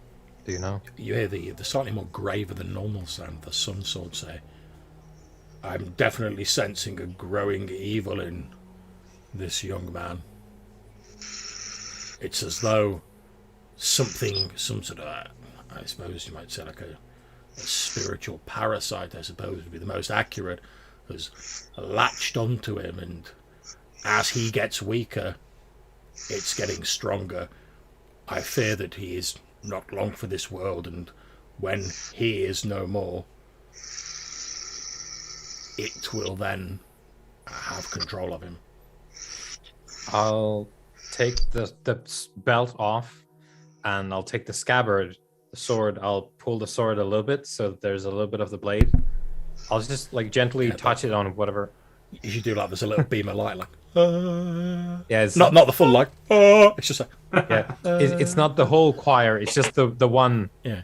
Sort of chorister. Just sort of comes out, and a bit of the light plays over young Seth, who's like lying on this bed, and he doesn't like burst into flames or anything ridiculous like that, but he looks like noticeably uncomfortable when the light touches him. I'll lower it down slowly, and then we wait for the smooch. There we go. And yeah, I'll lower it down. It's not just Brock celebrating, man. Yeah. Yeah, it's I'll touch the sort of naked part of the blade somewhere, like if there's like a a toe or something, I'll just like gently tap it with the blade. You tap it, and he sort of like pulls his foot away as though it's like in discomfort, and as he does, you can see there's like a mark on the toe where the sword touched. It's not like a burn mark, it looks almost like a bruise. Yeah. So I'll put the belt back on, and I'll like very gravely shake my head at everyone in the space here. He's in a real bad way, and he will be worse, and then we will have to deal with him. Obviously, as you say that, like the young woman looks obviously worried, as you're like, we're gonna have to deal with him With the sword. She sort of looks imploringly towards you, Malcolm, and she's like, what do you mean? He has been infected with an evil spirit, and I will show her where his teeth are starting to come down. Yeah, and as you like peel back his lips again, you can actually see that where these like nodules are, it's almost like now like the very sort of like pointy bit of the teeth has actually started to come out, and like a second set of teeth is like growing in front of his normal teeth, almost like shark style. She looks at it, and she doesn't like, she knows what to say. She's like just aghast and like shocked. Obviously she's never seen anything like this before in her life, and she was feeling like relief like earlier on in the day, because she was like, don't worry, we'll sort this out, it'll be fine. And then you've all like rocked up, and like the man with the sun sword's like, we're gonna have to deal with this sucker. and now she's like, she's gone from the highs of like, oh, it'll be all right, these adventurers are gonna save him, to like, oh my god, they're gonna chop his head off. And she's just like doesn't really know what to say, but she's like looking at you. You can feel like, you see like this pleading note in her eyes as she's like looking at you, hoping that something can be done to like save this young man. So I'll is Brock here? Brock is doing his business, right? Brock, would you like to be here? 'Cause if you do, you can quite happily wander in. It's fun. It depends how much sort of disturbance there is. If it's down on the sort of low, if everyone's keeping on the low side, Yeah. I probably wouldn't have picked up on it unless you come looking for me, to be honest. Yeah. Okay, so I'll motion for a closer word with Quentin and Malcolm. Are there any priests or any of the like of any color in whether it's Leander, whether it's the judge? Haven, there's a friar in Haven. He, relatively junior, didn't seem to have many skills. I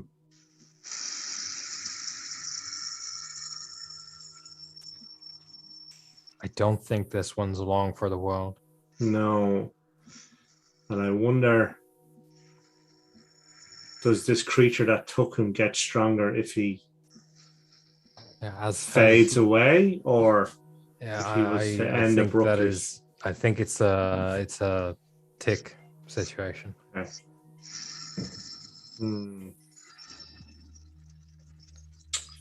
So I guess I'll take Sally aside and just explain that he is beyond saving. He is turning into one of these creatures. She's like, surely not. I mean, he's yeah, I know he's injured. He's a little sick, but you've seen the teeth. The teeth. He will use the teeth to bite someone else, and then she looks horrified. That person will get sick, and then that person will get better with the teeth, and then they will both bite someone else, and before you know it, the village will be full of these evil creatures. But I know Seth's a good man. I know he wouldn't want to harm anyone else. I certainly know he wouldn't want anyone else to get sick.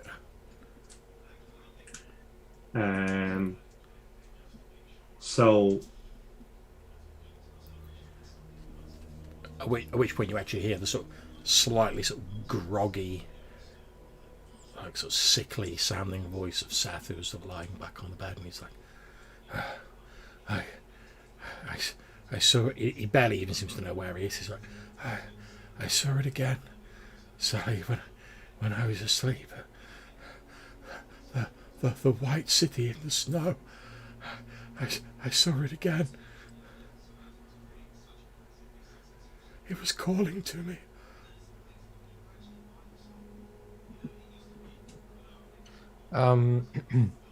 Sally, what else has he said about the city? He said the first night when he had the nightmare, he said he saw this large white city partly buried under snow and ice, and then every time he's had the nightmare since, he said the city seemed to be like pulling him towards it until a day ago when he woke up, he said he'd almost walked through the city, but he said it was like his feet were moving without him controlling them. And he said he mentioned he saw a frozen figure sat, and she looks like a little bit disturbed as she's telling you. He said he saw he described it. He said he saw a red king sat on a skull throne, and he said that the last time the first time he said he was sat there frozen, and then the last time he said that the figure seemed to be like stirring slightly, and he felt as though it was the figure that was calling to him.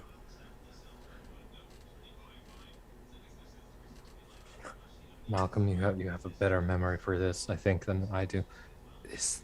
Does this match anything we know? It doesn't sound familiar. No, I don't think so, and we don't know enough about the smoking mirror, which is the evil that was frozen. Yeah, and nothing about the.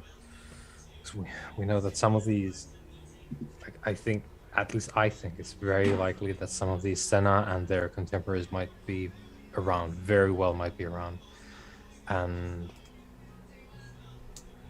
who's to say they haven't set themselves up as the Red King?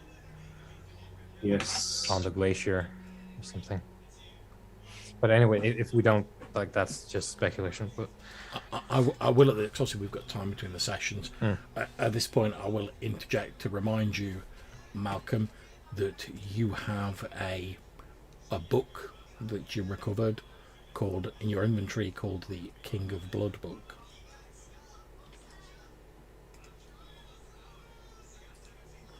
that's probably not it. I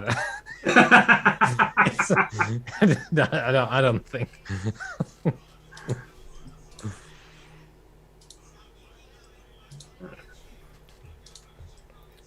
you know what? Hopefully, if I click on this, you guys may be able to see that.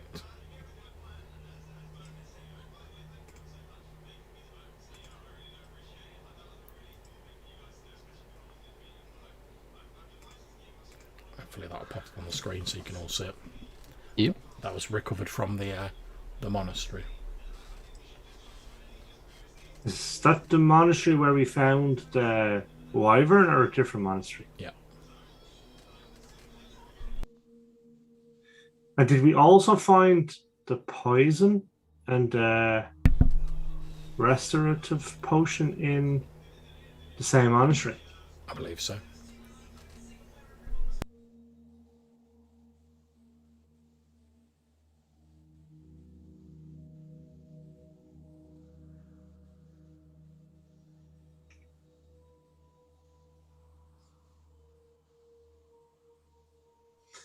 The King of Blood.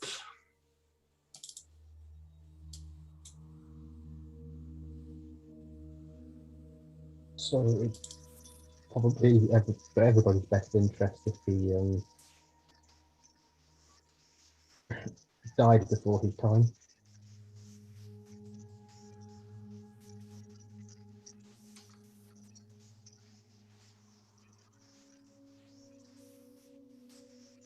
So I guess I'll bring Sally outside and try and calm her down. And Okay, at this point, normally I wouldn't ask for a roll for this, but given everything that's going on, obviously she's going to be very difficult to calm down, so I'm going to ask you to make a charisma roll.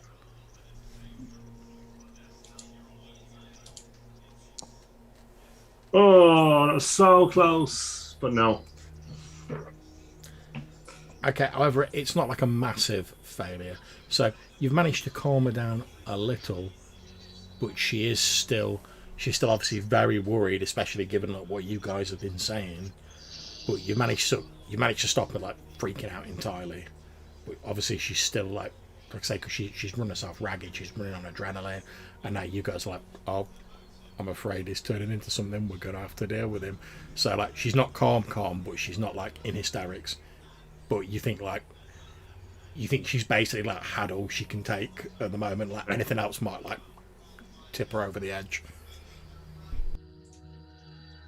Is there enough noise to attract Brock's attention at this point, do you think?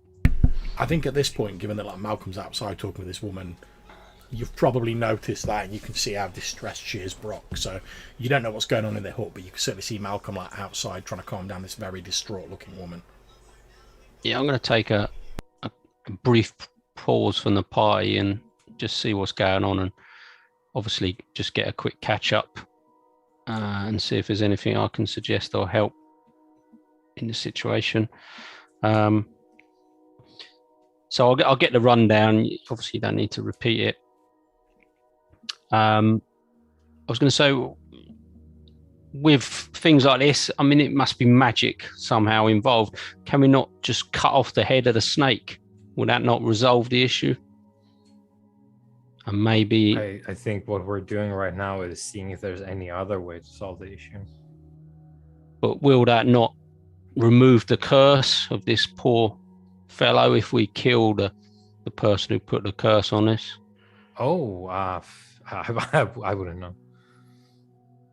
Which is why it would be very helpful to have someone with expertise on the matter. But we don't. So. As you're saying that, Wymore, you actually hear like a coming from like near your hip.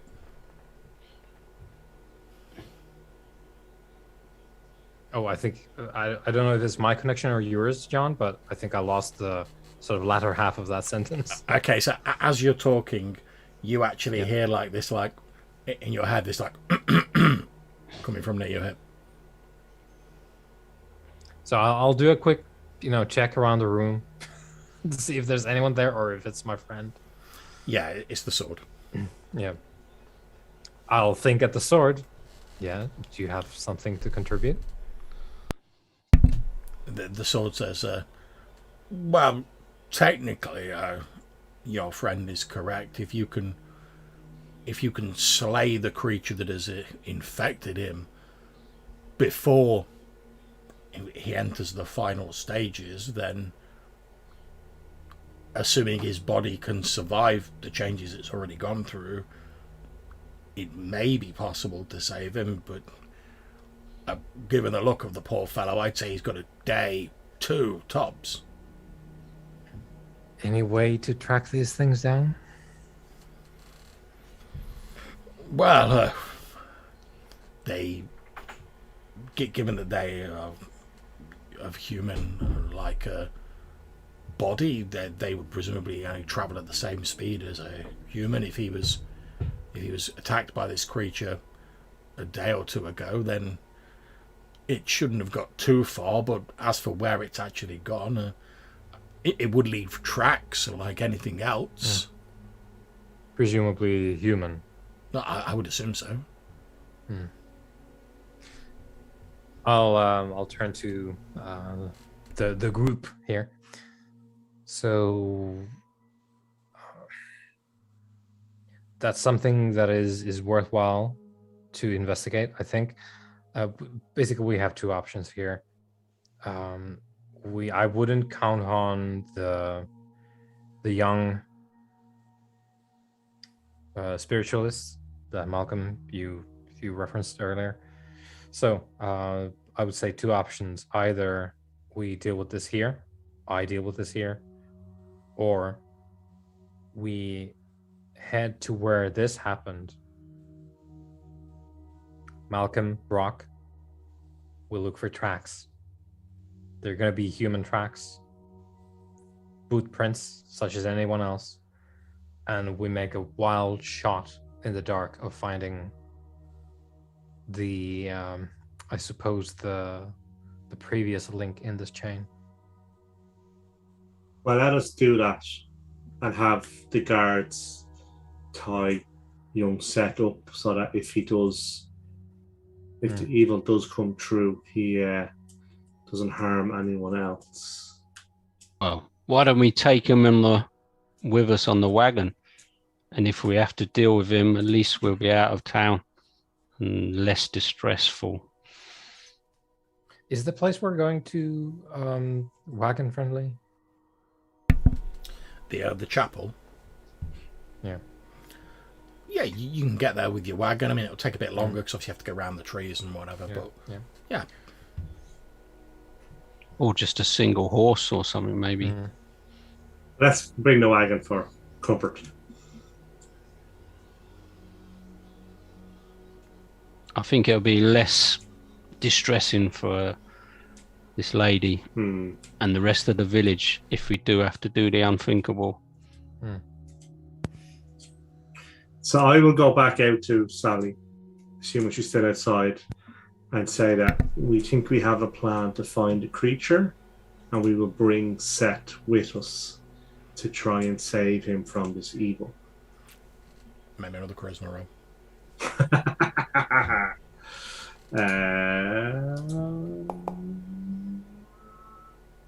That is a success. Okay, she looks a little bit hesitant and a little bit worried. You notice she sort of casts like a sort of slightly rueful glance in like Weimar's direction, and but she's like, "Well, if you're sure it's the only way," and like I say, I know he wouldn't want to hurt anyone else. Yes, and at least then if he does turn, it's far away from the village and he can't harm any of the children. You can tell she's like suppressing tears, but she sort of starts to speak, but a voice sort of tails off as she's like trying to hold it all back, and she's like, "Okay, if you think that's for the best." Yes, keep your faith. The judge will see your young man returned. I hope so. I hope so. And whatever happens, thank. And again, she clasps your hand. Thank you for all you've tried to do for him. You are very well. And then I guess we'd have to wait till the morning if we want to go hunting, do we? Or trekking? Is it late at night? Is it? It's evening now, so yeah, it's fairly late at night. You could try tracking in the dark, but obviously it's a lot easier during the day. Yeah, plus it's easier when you're not half cut the way Brock is. Yeah, exactly. Yeah. Although to be fair, like Brock's massive, so like he can handle himself. Like don't get me wrong, if like from what we consider in modern times like a normal sized person had drunk what Brock had done, yeah, they wouldn't be going anywhere. But Brock's like 6 foot plus tall, built like Arnold Schwarzenegger in his prime, so like he's probably all right. But yeah, like you say, it will be easier in the day. Okay, so then let us go back to our celebrations, and we can set out at first light. Okay. So, what we'll do is the rest of the night passes fairly uneventfully. You guys all get a chance to rest. So if you're down hit points, you can cover D3 hit points.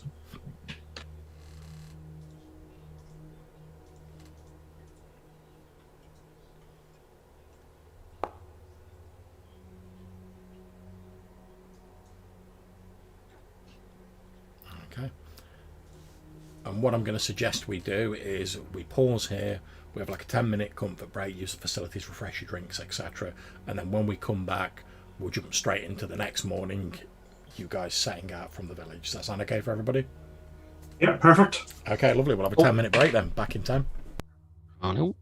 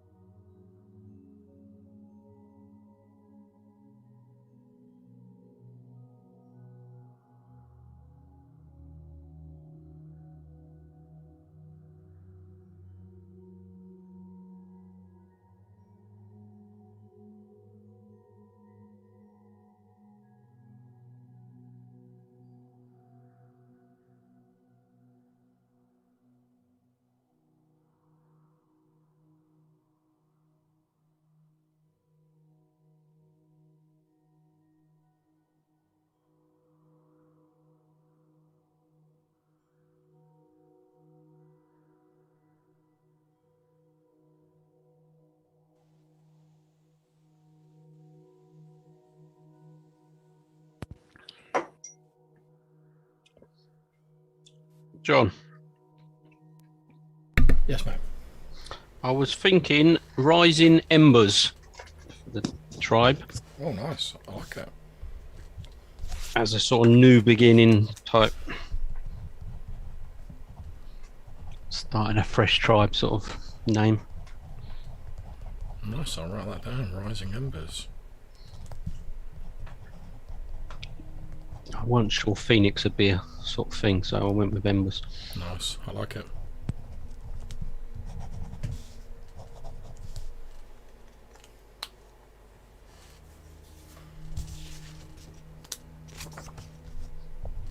And you're right if I asked the guys about potentially moving the Friday around if Yeah. people are up for it. Yeah, yeah. It don't have to be, you know, next week or anything, but No, that's Just fine. You're when right to as I said, when we do like the wrap up at the end, obviously. Yeah. Probably the Yeah. best time to ask. yeah. But I mean, it's going to affect you potentially having to do 2 weeks in a row or something again. Well, like I say, it doesn't make any odds for me. It's fine. So All right, that's cool. Cheers. that's all good, man. How did you get on last night? I know you sort of briefly mentioned. Oh yeah, Anas's game. Yeah. Yeah, it was all good. Because of like stuff we'd done in earlier games and like the way the sort of system works with like XP, we had like a fair amount of like sort of, I suppose, like bookkeeping to do at the start, and we ended up starting late for like various reasons anyway. So like, Johannes was trying to like condense a lot down into like a short space of time, and like I say, it just happened that because like what we were doing at the time, like my sort of dwarf character didn't really do a lot in the session because we were basically just like getting ready to like set off on a journey pretty much, because we ain't got time to do the whole like journey. So I didn't really get to do much because I'm like, well, I've got all my kit on me already, I'm good. So it was mostly the two characters, but I was like, to be honest, I did loads of session before. We're travelling to like one of like the lost like dwarven like fortresses, so I'm like, I'm gonna get to do loads there. I'm like, and that's just sometimes the way it shakes out, man. You know, sometimes you get to do loads, sometimes you don't. But I still enjoyed it. It was good fun. Yeah, listen in. I watched one of the sessions the other week. Oh, good. I can't remember which one it was, to be honest. It was one of the early ones. Yeah. There's a different player in that one, isn't there? Yeah, there's me, Matthew, and John Drury playing in it. John, is it? Because I know you've spoken about Matthew before. And Yeah. it was a session where he had another one of his legendary bad rolls. I don't know what it was, but he rolled 3 dice and come up with like no, he rolled some ridiculously buffed up roll, like 6 or 8 dice, and he got like no successes or something. Yeah. I don't know what it was about. I can't remember now. Because that Burning Wheel's like a dice pool system, you know. Sometimes it just happens like you've got like all the dice in the world, but like basically like if you get a 4, 5, or 6 on a D6, it's like a success. So sometimes you just roll it and it's just nothing but like 1s, 2s, and 3s, and that's Yeah, but I think it was something like he had 5 or 6 1s just to make it even worse. Yeah.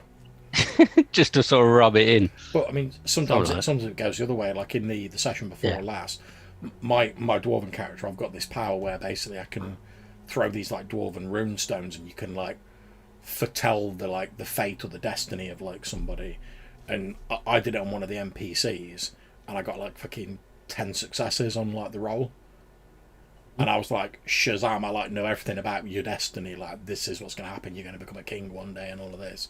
And like the last session, Matthew's like summoned up like a restless spirit, and he was just like boom, just like smashed the roll. So he was just like, all right, the spirit appears. It like tells you its name. It's basically like, what would you like me to do? Like what do you want to know? So it's very much sort of swings and roundabouts. Like sometimes you just ace the test, and then other times you can have all the dice in the world, and it doesn't matter. Yeah. But one of the things I like about the system is when you make a roll that involves some sort of risk, whether you succeed or fail, you effectively get like a little check mark against that skill. And when you get so many check marks, like the skill goes up. So even if you're failing, you're still like improving by doing. Yeah, I heard that. And was it that the more difficult the attempt, the bigger the sort of tick you get or something. Yeah, but basically, Sort of. there's sort of three types of test. There's routine, difficult, and I can't remember what the third one's called, but it's like a higher one. And each of your skills next to it is like, right, you need to do so many routine checks, so many difficult checks, and so many of like the third category. And once you fill that up, your skill goes up to the next level. Right. And is that just like an extra dice at that point, sort of thing? Yeah, basically. And Yeah. basically, if you've got like a really high skill to start with, like doing a routine test doesn't get you anything because that's just like easy stuff you can throw out without thinking about.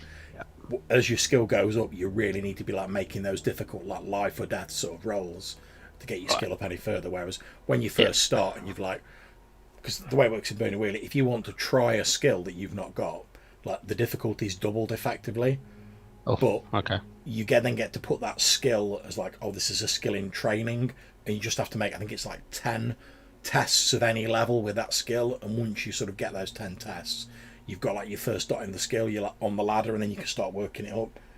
It's like my dwarf, I've got like a skill in training of like using fire bombs, because I used like a fire bomb once, and I was like, oh, I haven't got the skill, but because I've done it once, I've got it in training, but like, because we've not had access to that sort of ordnance again, I've not really been able to up it. But it's a cool system. Yeah, sounded quite interesting. It can be quite involved, but it's good fun. Again, it's another game where like, it like rewards like your system mastery, because you have like you have almost like aspects in Fate where like basically if you do certain things or they disadvantage you, you get like fate points. And most of mine are geared so like if like the rest of the party gets in trouble and I help them in that trouble, I get like my fate points. So for me, it's like even if we get into like shenanigans, as long as I'm like helping to get the party out of it, like move things along, I'm always like getting something back from it. Right. That's cool. Was you thinking of going to Dragon Meet this year? I don't know whether I will this year. No. I'm still a Yeah, I bit. wouldn't. Yeah, I wasn't sure you would, but I thought I'd ask because it was mentioned the other day. Yeah, I probably won't this year. I mean, I've not really gone to like any of the cons this year. I know. I think probably like next year, if things are still like good, then I'll maybe start like going back to some again. Yeah, that's cool.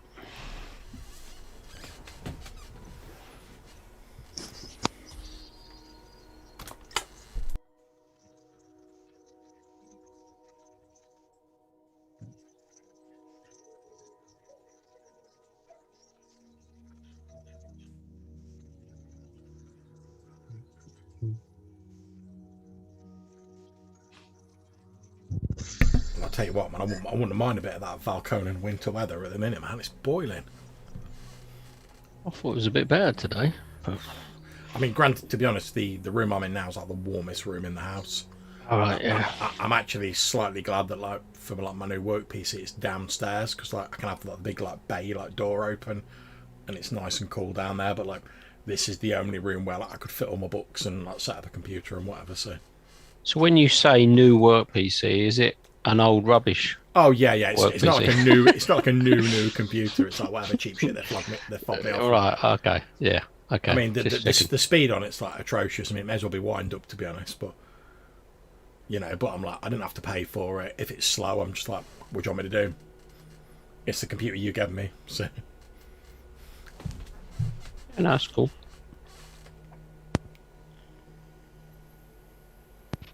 Why, or Johanna said he is back. Yep. Is it one of those diesel powered computers, John? yeah, pretty much. You know, you have to like pour the petrol into it.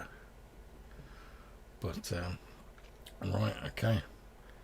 So let's get cracking. So on the next morning, you guys all head out, sort of striking off roughly in a northeasterly direction, following the directions you've got from Sally about where this guy Seth was attacked by this creature, and you start in the sort of early morning light of day, you start poking around looking for human tracks basically. So would you guys who've got the relevant skills like to make your tracking rolls?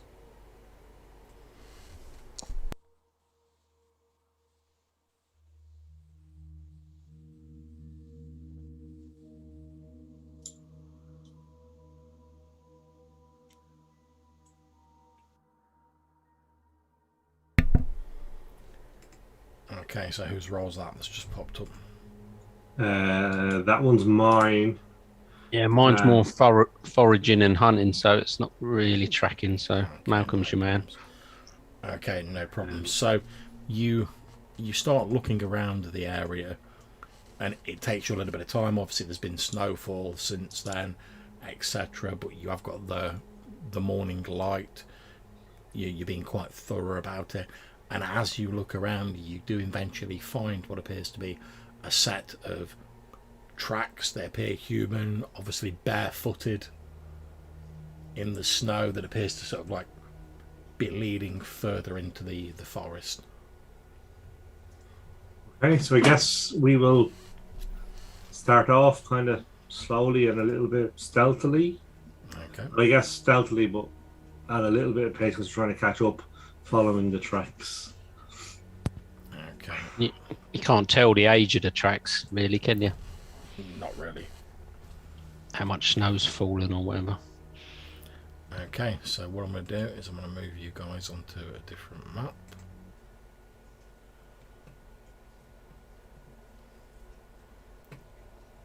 Obviously wait for that to load. Let me all know when you can see it. Yeah. Yep. Yep. Harp, did you heal during the night? When... I did. Yep. It just wasn't enough. Oh, The yeah, 10 you're in a nights. really bad way. Yeah, the 10 nights that we've been traveling, none of it has been enough. It was that big fish. Okay, so as you guys are sort of moving through this snow-covered forest, following these tracks, eventually you spy a shape up ahead. It looks to be a horse of some kind, presumably dead because it's lying like partially buried in the snow, and you can see there's like a very small like sort of spattering of like blood around it. You can see like obvious wounds on the horse. Obviously all of your tokens are on the map. We're not in like combat rounds or anything like that. So I would like to slowly approach the horse and look for tracks around the horse and try and work out what might have attacked it. Okay, no problems. And obviously you guys can all feel free to move yourselves. Like I say, we're not in combat rounds. I'll let you know if that changes. Okay, so as you move up to the horse, you've got on your left, you've got Weimar and sort of Bullseye moving up to that flanky on the right. You've got Quentin moving up, Brock's like just behind you, obviously like ready to go. You move up to the horse, you can see it's covered in a number of bite marks that look very similar to the one you saw previously. And there is this little smattering of like blood on the snow near the dead body of the horse. But I say nothing like the amount of blood you'd expect to see from the grievous wounds that are on this this unfortunately deceased animal. But as you sort of look around, you can indeed see that there's a few sort of like little speckles and drops of blood that seem to lead off into a nearby copse of trees. Does it look like a wild horse? Or is it like a pack horse? Or is there any kind of saddle or anything on it? It does look like a wild horse. A wild horse, okay. So I guess I kind of want to follow the blood until it runs out. Okay, yep, so I'm going to move you to where the blood runs out. So you pass under some large trees and you get to the point where you are on the map, and the blood trail appears to just stop abruptly. Just as they're walking ahead, John, can I try and ascertain how long this, with my hunting skills and that, how long this animal's been dead? I mean, it's not warm still or anything. No, you think it's been... I'm not going to ask you to make a roll because you will be able to work this out that easily. You think it's been like killed like in the last day. Right. So it's recent, but like you say, it's not like warm, like it's just happened. Right, okay. That's cool. So I guess as soon as the blood runs out, I want to look up to see if this creature is in the trees ready to pounce. Okay, so you move under the trees, you start looking up. As you're doing that, Brock, you've just finished your examination of the horse, and when you look at it, there's something like you can't, something wrong with the horse. You can't quite put your finger on it, and then you realise what it is. Like, this horse looks like really old. Like, it's dead anyway, but it looks like old. Like, as in, it was almost ready to keel over and die of old age. Almost like something's like drained the life out of it.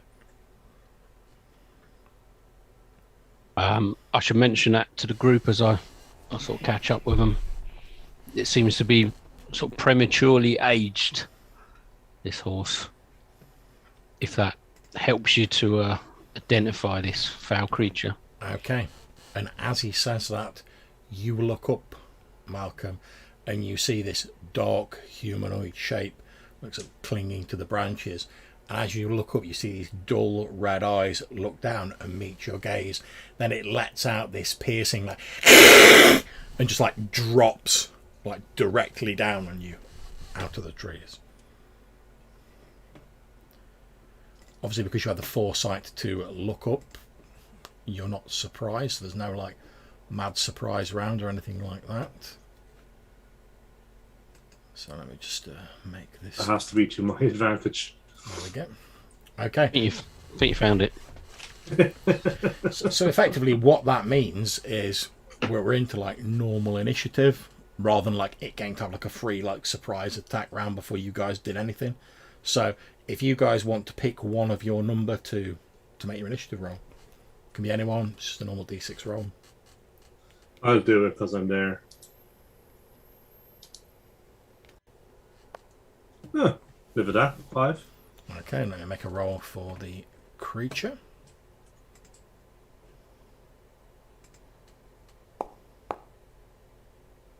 Okay, yep, so you're getting to go first. So basically, as it drops down, you sort of like throw yourself backwards a few steps, and it lands on all fours and sort of like looks up at you again with this hiss, and you can all see it. It's this emaciated, pallid, like half naked, like frostbitten looking humanoid form with these razor sharp teeth. You can see like blood splashed all around its like torso, and its hands, like it's almost like the bones have like sharpened and grown out of the ends of its fingers. As it falls down, you can see that like clutched in one of its claws, or like one of like the branches it's obviously like ragged off as it's dropped down. And as you watch, the branch that it's holding literally like withers, ages, and like crumbles to dust and just drops out of its claw. Okay. Over to you guys. Obviously, you guys can go in any order you want.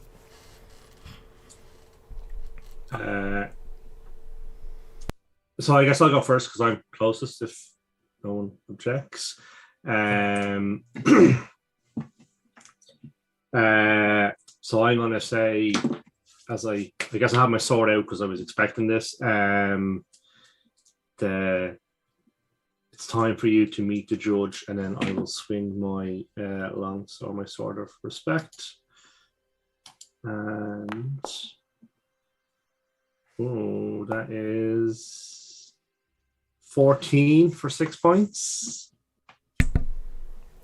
Okay, so you swing the sword of respect at this creature, and as you do, it lets out a gurgling laugh and like literally like catches the blade in one of its hands that just like moves like lightning quick and catches the blade, and it sort of like pulls you a little bit closer to it, and in this like gurgled sort of strangulated voice, it's like, "Your judge has no hold over me." Okay. Who wants to go next? And that's enough for Brock. That's a running in charge, two-handed sword, ready to end this thing as soon as possible. Okay. Are you doing like a run by, like batting motion because you move beyond it? Because I like that image. I like to imagine he does like a dramatic like anime slide past it, like in Yeah, the just snow, like- like Goes by with the giant sword, just like. "Roar!" Yeah, just scythe it. Or not, maybe. Let's have a look. Oh, 17. Okay, you're using your normal two-hander, aren't you? Yeah. Okay, your sword slices deeply into the creature as you like slide past it dramatically in the snow, your hair sort of flowing out behind you. Seems to cause like a very deep wound on the creature, but it doesn't like respond. It doesn't show any sign of pain. And as you skid to a stop and turn round, sort of dropping into a combat stance, you see the wound on it just go and close up. But maybe you forgot, John. Striking vulnerable monsters at level 4 for the barbarian. Yeah, very good. In which case, ignore the bit about the wound closing up. It still doesn't show any signs of pain. However, the deep wound you've inflicted on it remains. Thank you for reminding me. I had indeed forgotten about that ability.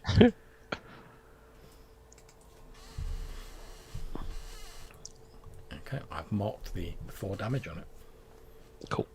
Okay, who's next? Quentin, are you itching to go or?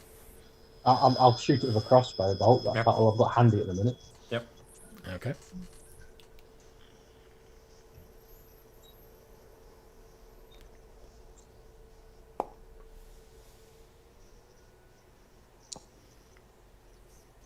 Uh, 17 for 3 points of damage.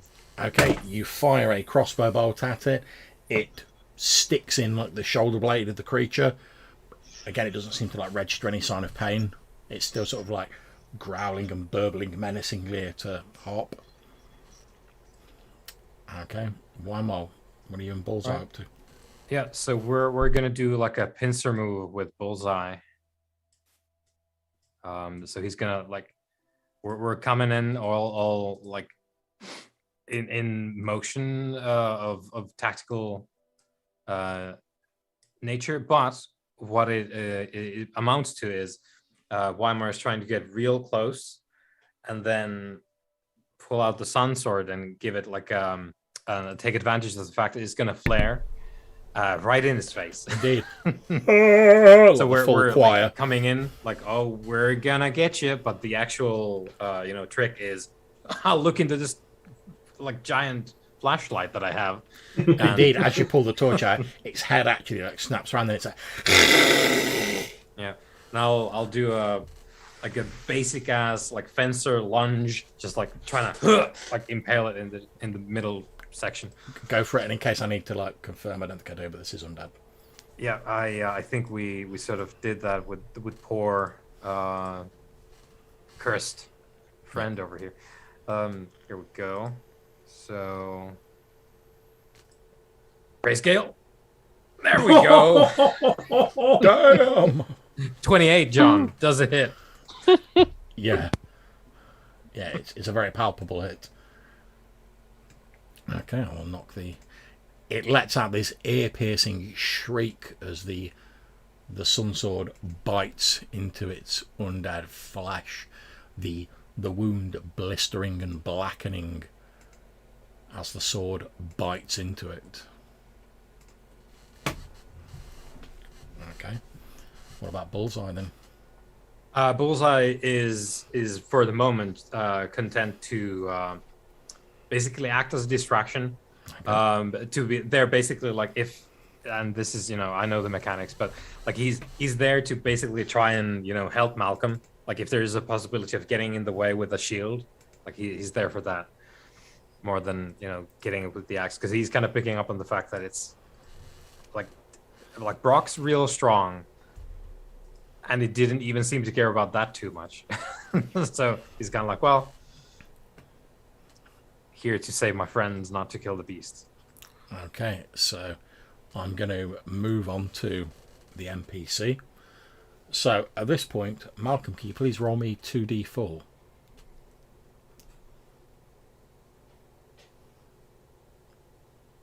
Oh, Malcolm might not be present. Oh, that's right. If you want to roll it, that's fine. I'll toss it. That's 6. Okay, that's fine. So this creature leaps towards Bullseye, and as it does so, it throws back its head and it lets out this sort of ululating howl, and from the forest around you hear the sound of like wolves, large wolves, howling back in response. And I'm going to roll for its attack on Bullseye.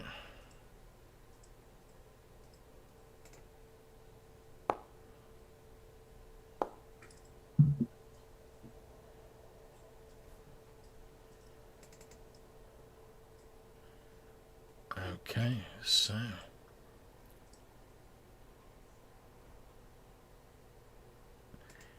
it lunges towards Bullseye.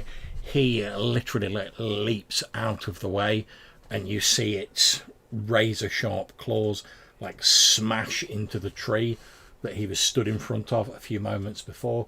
And as it pulls its hand away, again you see like the part of the tree where its claws sunk in, almost like they were just sinking into butter. They went in like nothing. You see like that whole part of the tree just like ages visibly in front of your eyes, just like withers, crumbles to dust, and falls to the floor. Okay, it's back round to you guys again. Okay, I will go with my sword of respect once again. Oh. And I'll miss him. Yep. Even worse this time than the last time. So you lash out with the sword of respect, and it actually like jumps up, so it just like springs up into one of the lower branches of the trees that you're under, and your sword swings through the air that it occupied a few moments earlier. Okay, Brock. Yeah, I mean, seeing this damage that it's doing to the trees and stuff, he's going to grip his sword just that little bit tighter, and he's just going to really try and lay into this to try and end this as fast as possible. Oh, that could be a hit. Oh, yes. Well, that's a good hit as well. Okay. So yeah, your blade bites into the creature and it lets out a howl of pain.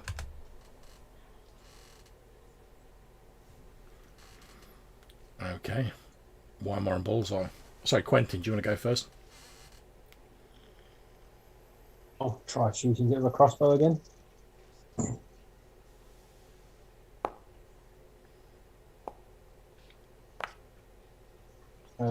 Hits 23 for 2 points of damage. Okay. Another crossbow bolt thuds into it. Okay. Wyvern and Bullseye. Bullseye is going to, because there's that like jump away. It claws the tree. Bullseye's gonna smash with the shield, just like do a shield bash in the face, and he's trying to taunt it. He's banging the the axe on the shield. It's like, Nice. come on, that's the best you got. And Weimar is going to try for another lunge, praying that the few times as an archer that he actually got to sit down with the fencing guy, that he actually remembers how this thing works in a real situation with an undead monster in a forest. Okay, praise Gale.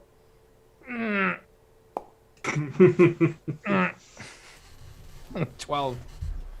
Okay, yep, so he swings his weapon at the creature, slicing into the branch that it's on, but it drops down out of the branch. It's now at ground level again, but he doesn't manage to inflict any harm.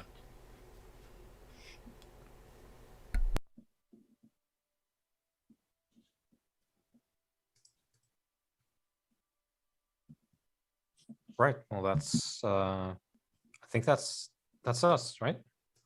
Yep. That's everyone? Yep. Okay. So, I'm going to go on to him. And as I said previously, when you heard like the cry of wolves answering, you see large shapes start emerging from the trees.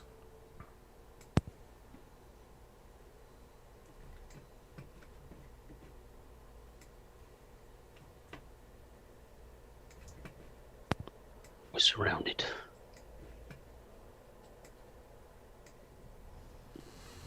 However, they're not going to get to move this turn because their turn's like arriving on the map, basically. Okay, so let's see how the monster does.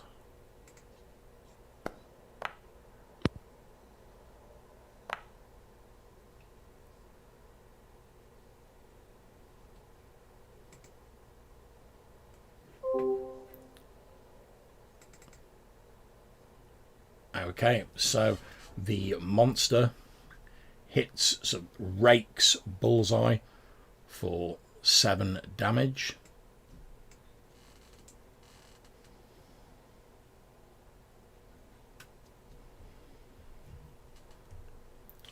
You see him fall back, and you notice as Bullseye sort of falls back, cradling this wound on his torso, that as he falls back, he looks noticeably older. And I will tell you now, for game effect, when you earned all that bucket load of XP last session, Bullseye would have gone up a level, which we forgot to do. However, he has just lost a level, so we will not need to make that amendment on his sheet. And like I say, as he falls back, you notice he has like more lines on his face, and he looks physically older. Okay, over to you guys. Okay, so I will go again. Well, that's better. So that's 21 for 5 points of damage. Okay, yep, the Sword of Respect bites into this creature. It hisses in pain as your sword bites deeply for 5 points of damage. Okay, Brock. Right, let's finish this.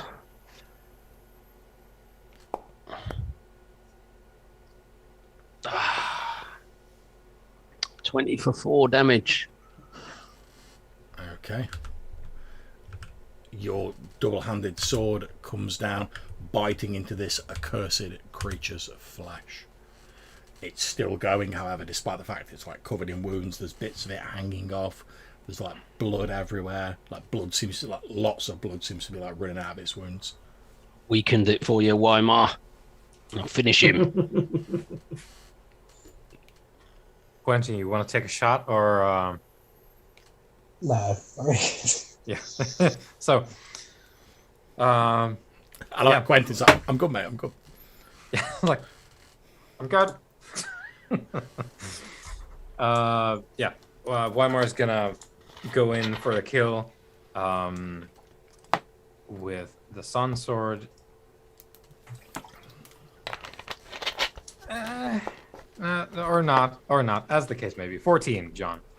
It's not enough, I'm afraid. As you swing the Sun Sword, it leaps to one side. The sword hits the snow, and you hear the hiss as the snow's melted and turned into steam by the resplendent heat of the Sun Sword.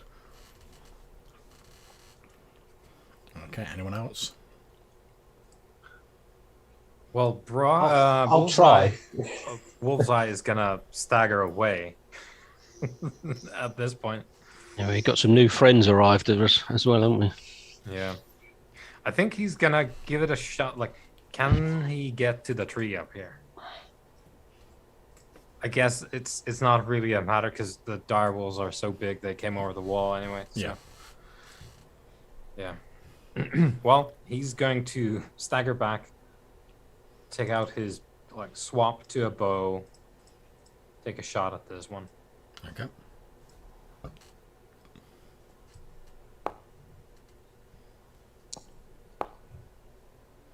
$14. Yep, that's a hit. Ooh, 6 nice. damage. Yeah, so you hear a yelp from the wolf as the arrow bites deeply into its flank. And Quentin, if you want to take a shot, go for it. Yeah. No. Okay. So on to the NPCs. Right, the creature is going to attempt to attack Harp.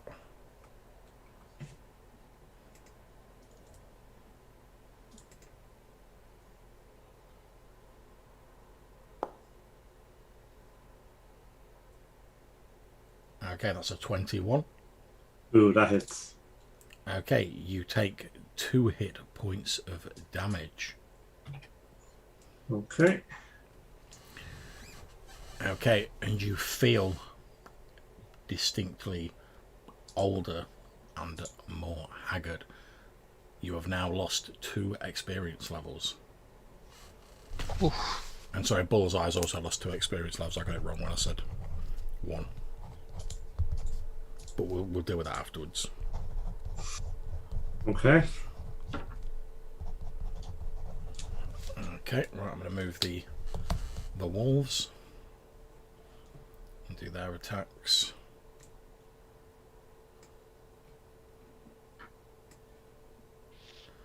As they come galloping into the aid of this creature.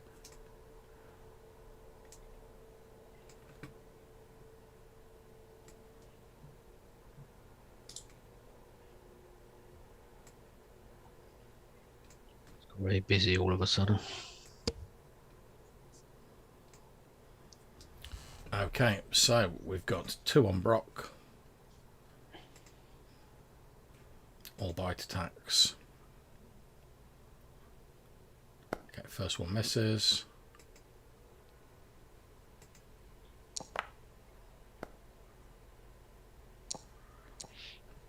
Second one misses. So as these 2 dire wolves come in either side of you, Brock, you're fending them off, like kicking them in the face and like punching them and like keeping them at bay. Okay, we've got 1 attacking Wyvern.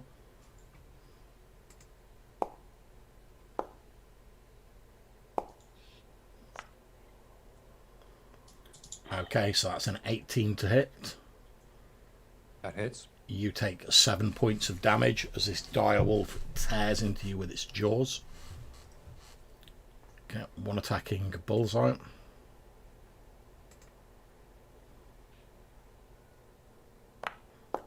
Misses. Somehow the haggard, aged form of Bullseye is able to haul himself up into a tree, so just out of reach of this thing. It's going to be able to jump up at him, but for the moment he's managed to avoid it.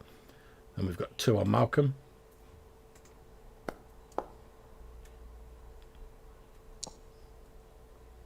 First one misses. Second one.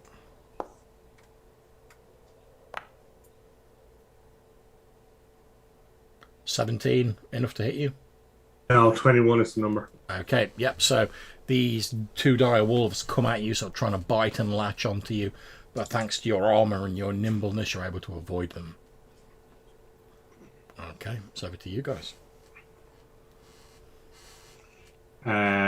Okay, so I will swing at the creature.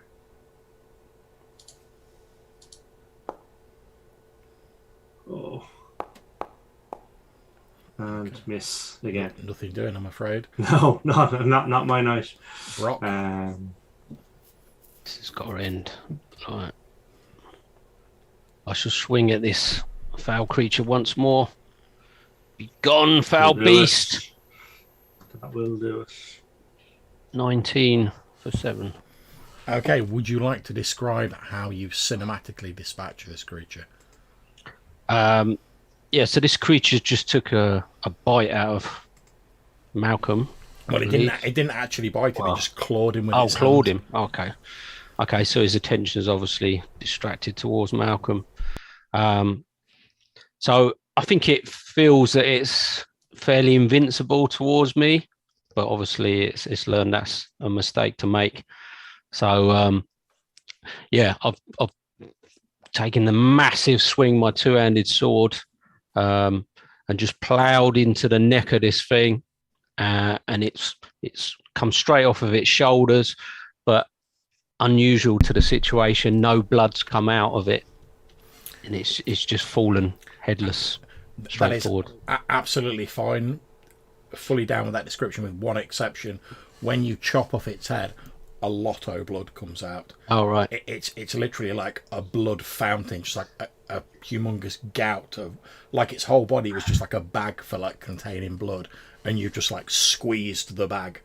Just this fountain. Just this fountain of blood erupts. Like anyone who's like adjacent to it is now like covered in blood, and its body stands upright for a few moments as its head rolls into the snow, and then the body just topples to the floor.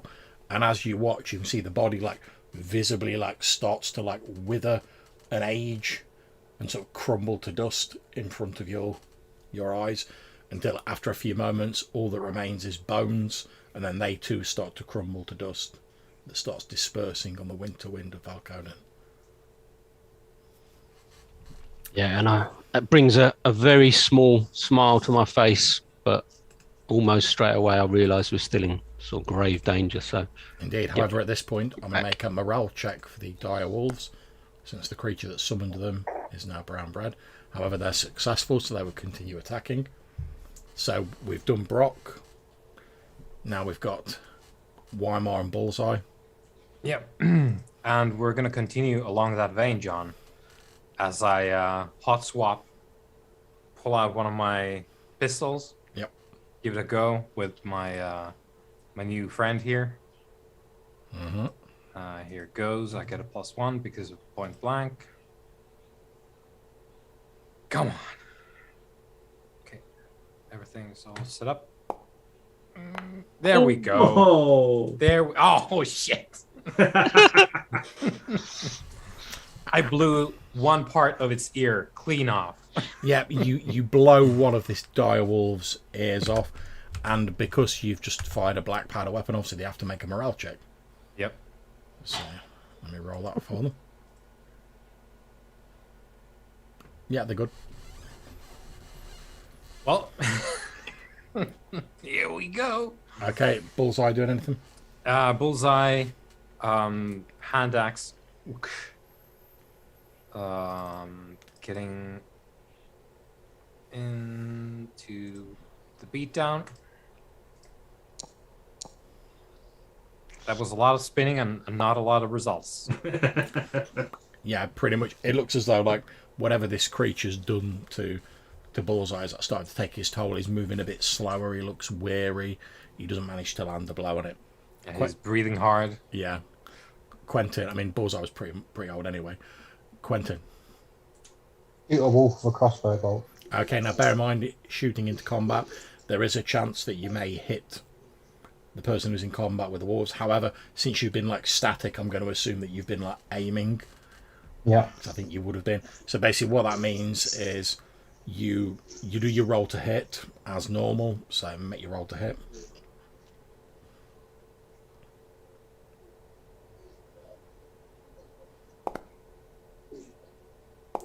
Okay, which wolf are you shooting at? I'm going to go for the nearest one, so it's probably one of the ones on Malcolm. Okay, so there's two wolves on Malcolm. So normally it'd be like you roll a d6, 1 to 4, you've hit a wolf, 5 to 6, you've hit Malcolm. However, because you've been aiming, effectively you need to roll me a d6, and anything but a 6, you've hit a wolf. 4. Yeah, you're fine. So the nearest wolf to you lets out a sort of squealing yelp as a crossbow bolt hits it in the side near its flank. Let's deduct those points from it. There we go. Okay. Any more for any more? Okay. All right, let's move on to the dire wolves. So the two attacking Brock.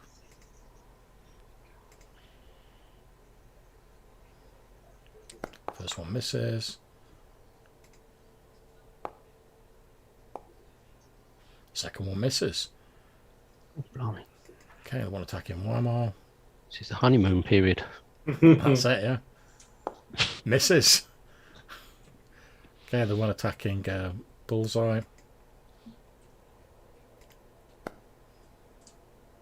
Ugh. Okay, let me just check on Bullseye's hit points.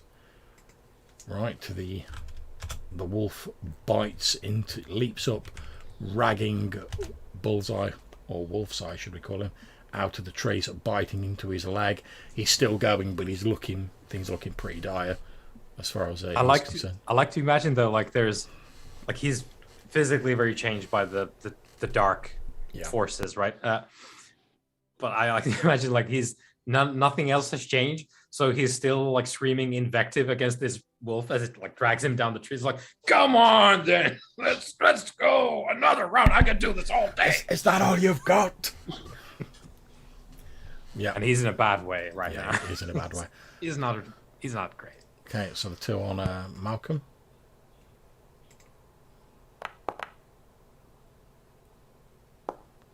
First one misses. Second one misses. Okay, it's over to you guys again. Okay, so I will swing at the one that Quentin has shot. Okay.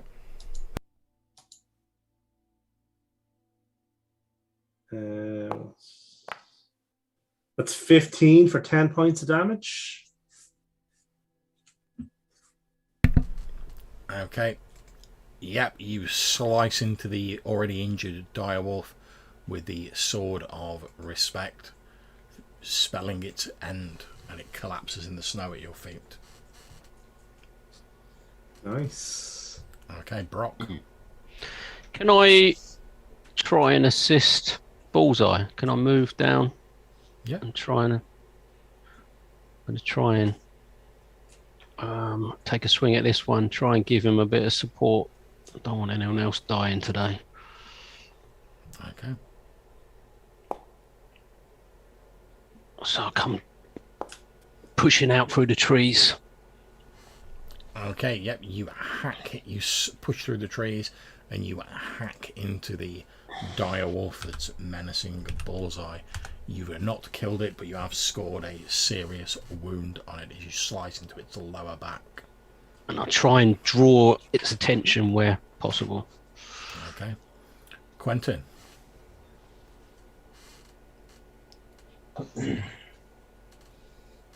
There's one left near Malcolm, but I'm going to have to move to shoot. So move to there, and then I should have a big enough target to aim at. Okay, obviously because you've moved, you won't be able to like aim. So basically that means that it'll be like a 50-50 chance. Yeah, no, I'm just moving for now. Yeah, that's fine. Absolutely fine. Basically next turn, if you spend your move aiming and then shoot, it'll be like 1 to 2 you've hit Malcolm, anything else it's the wolf. Okay, so you move to start taking up position. Okay, Weimar and Bullseye. Okay. Back in the bandolier, the pistol goes. Out comes the Sword of the Sun. Yeah, now it's the full-on choir. Yeah, there's like music. church bells going off and everything. Yep. And the sun goes up and it comes down, Nice. hopefully, on this wolf right in front of me. Okay. No. It goes down somewhere far in the west from here.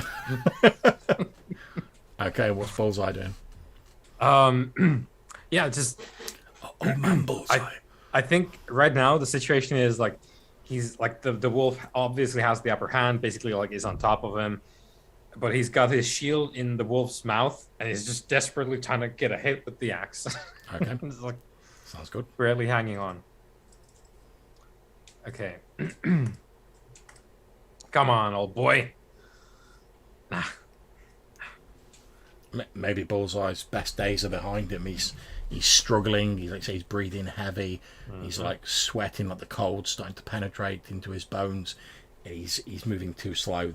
He's not able to get a blow on the creature. And he's only holding the wolf at bay with like the shield is stuck against his chest. Like he's not pushing anything. He's just like got this piece of wood between him and the wolf. Like, ah.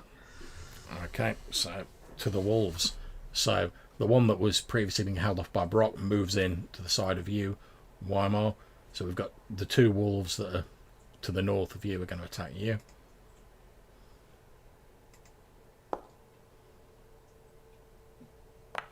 First one misses.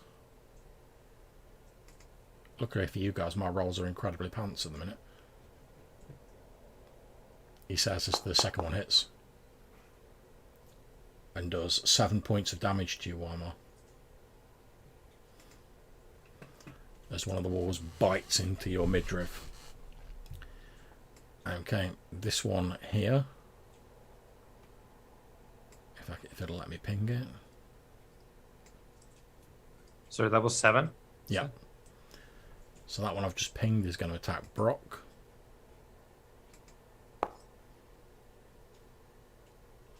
Misses.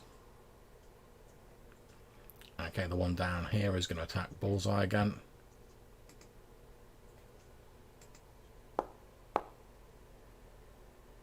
Ooh. Okay, so the wolf there literally grabs hold of Bullseye, shaking him around like a rag doll, and tears him to pieces. Vain. Okay, and we've got one still attacking Malcolm, so I'll roll for that.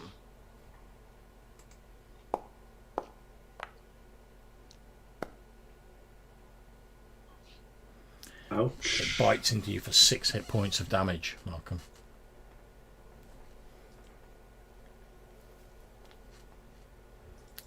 Okay, it's back over to you guys. I will try and return the favor.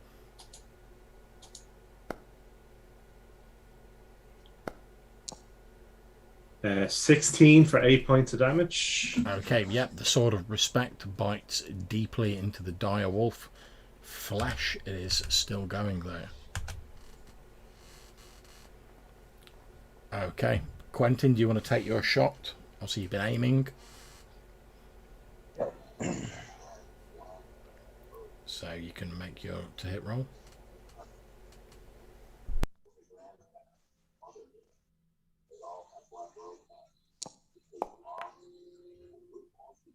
$23 for 1 point of damage. Okay, so roll me a d6. If you get a 1 or a 2, you've hit Malcolm. Anything else, it's the wolf. 2. Okay, so as you're fighting Malcolm, I presume 23 is enough to hit you. It is, yeah. So a bolt goes past you, sort of like misses the wolf as it sort of ducks down, but it like grazes the side of your neck, causing you 1 hit point of damage. Okay, Brock. Yeah, I should have attacked this one to the south of me that's wounded.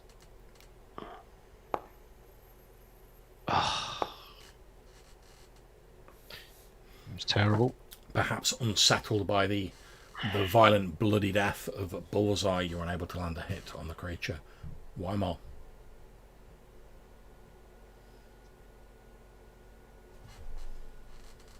What do you do?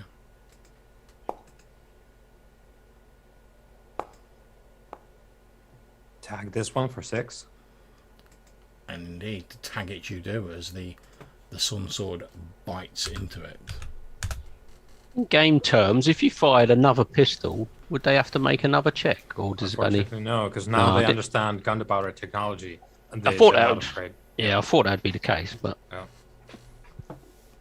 Okay, so on to the wolves. So 2 attacking Wyvern.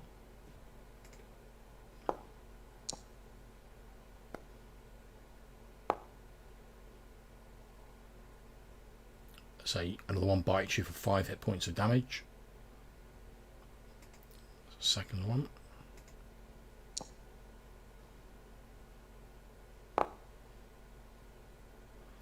And the second one bites you for 7 points of damage.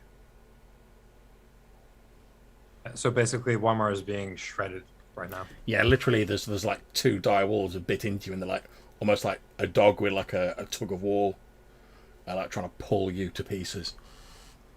Okay, so we've got the third one is attacking Brock. There'll be 2 attacking Brock now.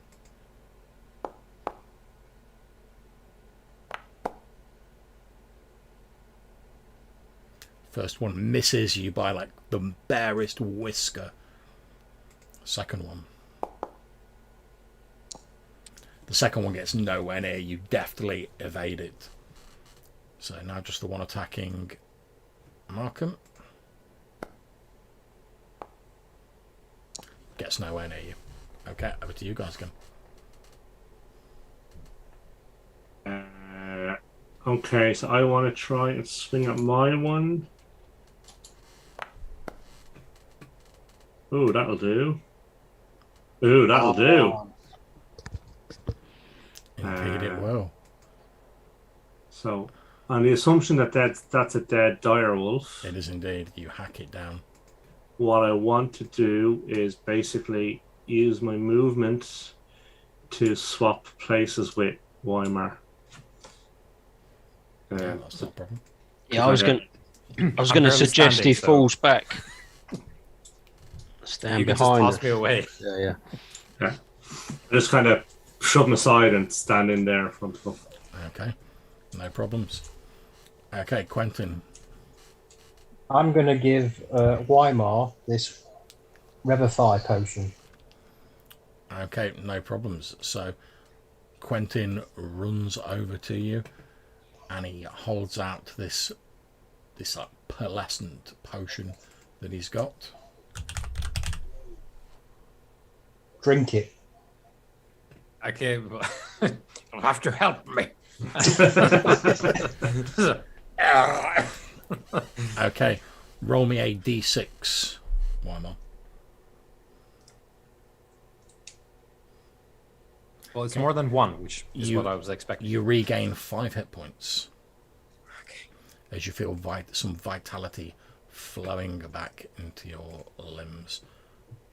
One of the bites closes. And I've removed Only that 7 off, more to go. I've removed that off Quentin's inventory. There we go. Okay, so Brock. Yeah. I'm going to try and tack this one just to the side of Malcolm. Because he's looking a bit surrounded there. Ah, bloody ones. Okay, so you do manage to hack into it. However, you only score a very sort of shallow cut on it. It is still going. Okay. Any more for any more? Right. On to the wolves then. So, 2 attacking Malcolm.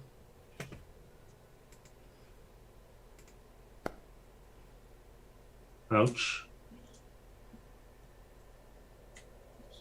Okay, you take 4 hit points of damage as one of the wolves bites into you. Second one. Oh, You take 3 hit points of damage as another that one was- grabs onto your leg. Could have been worse. would have been much worse. And then we've got 2 attacking Brock.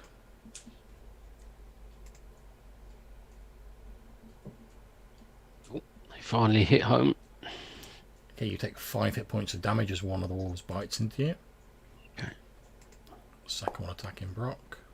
Oh, it's all going off. And you take 5 hit points of damage from that one. Okay. As basically these 4 wolves just like tear into Malcolm and Brock. Over to you guys.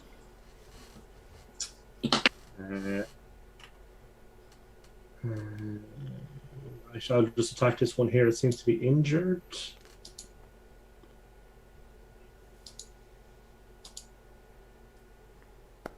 Ooh. Whoa. Well, I'm Nice. hoping that's another dead one. Okay, let me just check. And it has exactly 9 hit points. So yeah, describe how you hack that wolf down. So I guess as it's just after leaning in and biting Brock, and as it's kind of retreating a little bit, I just want to swing my sword down and chop its head off and leave it there bleed. And then snarl at its mate. And indeed, that's what happens. However, since over 50% of them are dead now, they need to make a morale check. Which they succeed on. Like, can we tame these, Malcolm? Because these are beasts. They don't care about anything. Okay, who's next? I guess Malcolm's that's been, me. isn't Or Brock. Yeah, Brock, you can go. I'll attack this one. Yeah, Yep. to the south of me. Try and it's all going horribly wrong all of a sudden. Okay, Quentin. I suppose you've given the potion, haven't you? So There's not a lot I can do until I've got a clear line of sight at the minute. So okay. Any more for any more? Well, do I get a swing? Yeah, yeah. Okay. So I stagger this way, I suppose. Well, no, because Malcolm's being face down by these, so I suppose I'll stagger here, and with like my jaw just plastered with this potion's remains. Like my beard stained with it. I'll cough and sputter as I come in with the sun sword. Distinctly not elegant. There's no fencing strategy here anymore. It's just overhand swing. Let's get it done. Ooh. Yeah, Nice. let's go. Yeah, you stagger forward with this wild overhead swing, and it bites deeply into the back of this dire wolf that howls in pain. Okay. So, on to the wolves. So, one attacking Malcolm.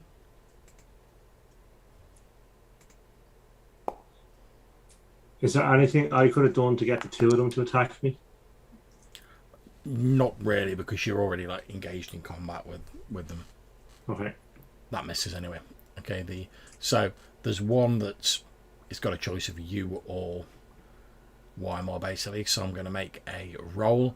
I'm going to say that on a 1 to 2 it attacks Malcolm. Anything else it's going to go for Weimar because he's just done like serious damage to him. Okay, so it's on Weimar. Let's go, Wolfie.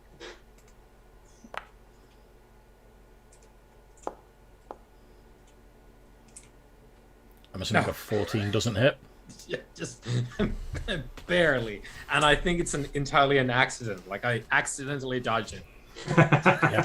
I think it sort of leaps forward, lunging at you, and as you're sort of like backing off with the sword, you accidentally like trip over a tree root and sort of like land on your back as it like sails through the air like over the top of you. And you like quickly jump to your feet, sort of turning round to face it.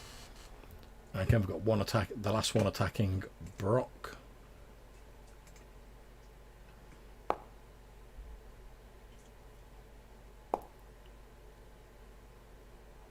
I'm guessing a 16 probably doesn't hit you. 17 I am. Okay, so this wolf hurls itself at you, and by the narrow, you sort of fling yourself to one side, and it misses you by like a whisker. Okay, over to you guys. I will attack this injured one just in front of me. Oh, that's probably not going to do it, is it? 14.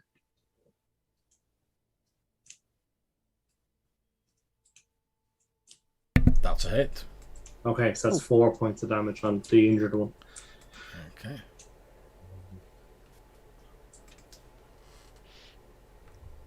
So 4 points of damage. There we I go. also want to have damaged it on its nose or something to really aggravate it. Okay, absolutely fine. Okay, one more. Well, we're going in. Once more into the breach. Same target. No hit though. I don't think. No. Oh, it's a hit. Oh, yeah. Oh no, yeah. It's That's a barely hit. a hit. Yep, 3 damage. Yep. So as it sort of turns around to face Malcolm, you sort of like drag yourself back to the feet, sort of swinging your sword up from the floor, and you catch it in its back leg. You hear a yelp of pain as the sun sword bites into it. Okay, Brock. Okay, I shall continue the onslaught against this one. Come on. Oh, another 14. It's a hit. Yeah, you We're hack barely into this clearing the dire bar.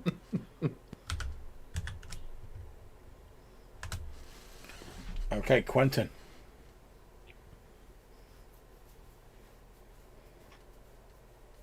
There's a wolf next to Brock, yeah? Yep. Okay, so I'm going to have to do a running stab where I intend to run past the bloody thing. Yep, go for it. Move yourself to where you want to be.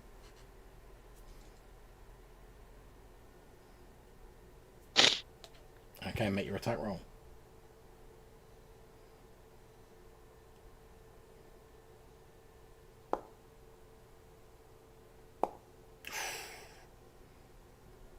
Yeah, 3 points of damage.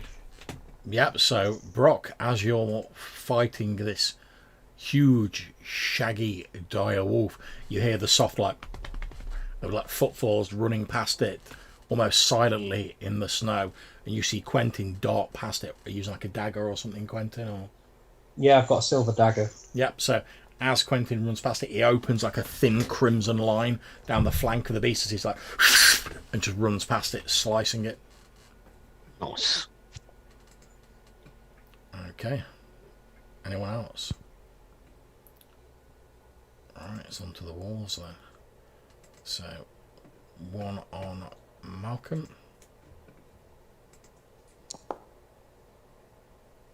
Misses. One on Weimar.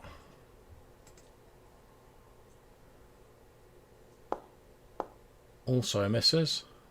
I think that's because I tagged it in the back leg and it whips around so like you, and then I'll just like throw myself on the snow to avoid the snapping jaws that come after me. Indeed. Okay, and the last one on Brock.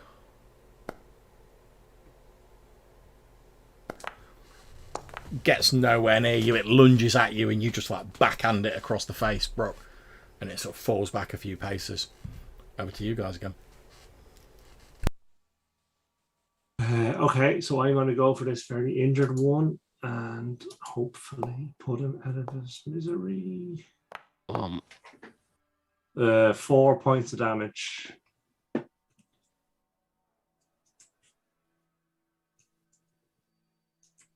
Yep, you hack it down to the snow. It lies dead at your feet.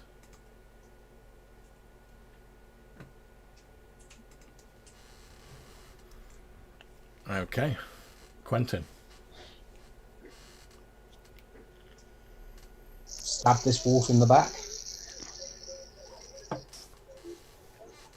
Okay, I'll move you in. Make your attack roll.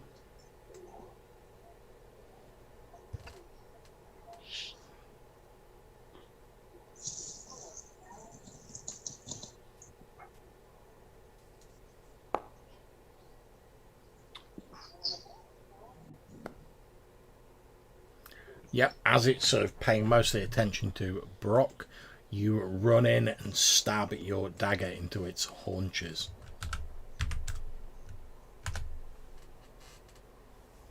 Okay, Brock. You've seen Quentin run up behind it, and he's like into the back of it with his dagger. Yeah, I try and take advantage of its distraction. Fails miserably. Indeed. Okay. Any more for any more? Wyvern has to go, does he? Yep. Oh, sorry. So I I'll climb over the corpse, I guess standing on the corpse now. Yep. Trying to have the high ground. Here we go. Oh, that barely rolled. It would have been a 20, but not in this world. It is a 20 on the pluses though. Indeed. So you stagger over this wolf corpse, wildly swinging and slashing at the beast in front of you. Okay, so the one up here, I'm going to make a straight roll. 1 to 3, it's Harp. Otherwise, it's Weimar. Okay, it's Weimar. Bring it. Oh, don't. It brings it. Don't bring it. Okay, you take 5 hit points of damage. That was the wound that I just healed. Okay, so it's got my leg. Yeah. I'm like, So basically, as you're staggering over this wolf carcass, swinging it, you're like, bring it. It like just like launches itself and like slams into your chest, like biting its jaws around your midriff. Yeah, so I'll try and hug its head. I'm like, Malcolm! Anytime you're ready, Malcolm. About now would be great.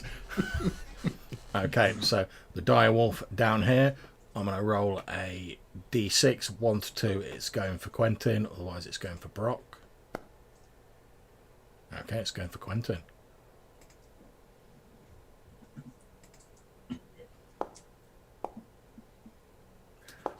However, due to your deft, roguish dexterity, as it leaps at you, you nimbly jump out of the way and it gets nowhere near biting you. Okay, over to you guys again. Okay, I will try and kill this dire wolf before it eats Weimar.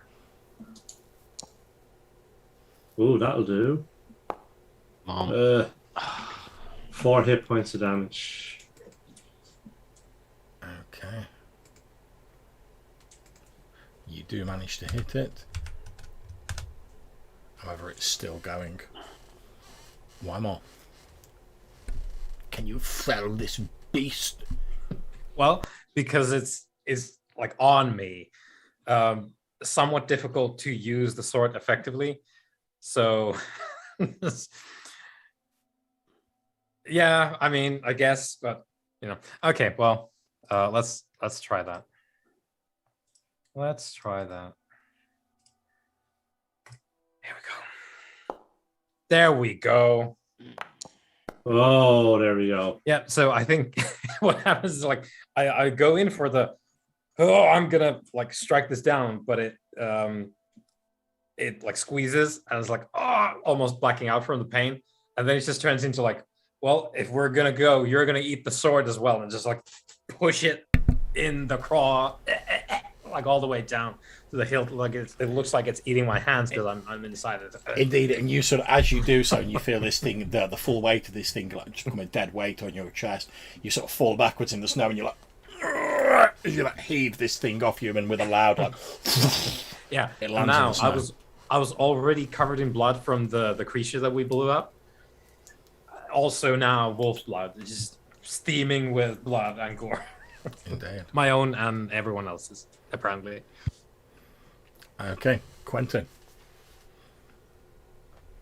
Keep stabbing this wall. go for it. That's it.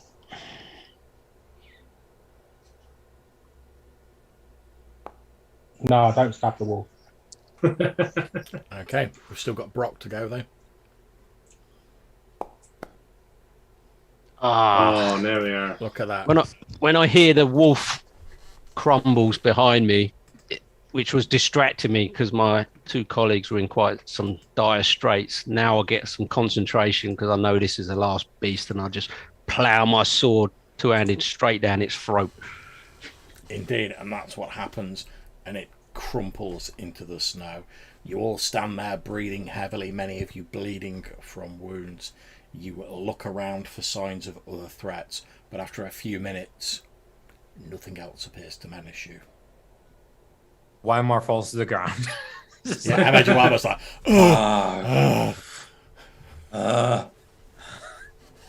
I'm going to pick Weimar up and take him to the cart and try and make him as comfortable as possible.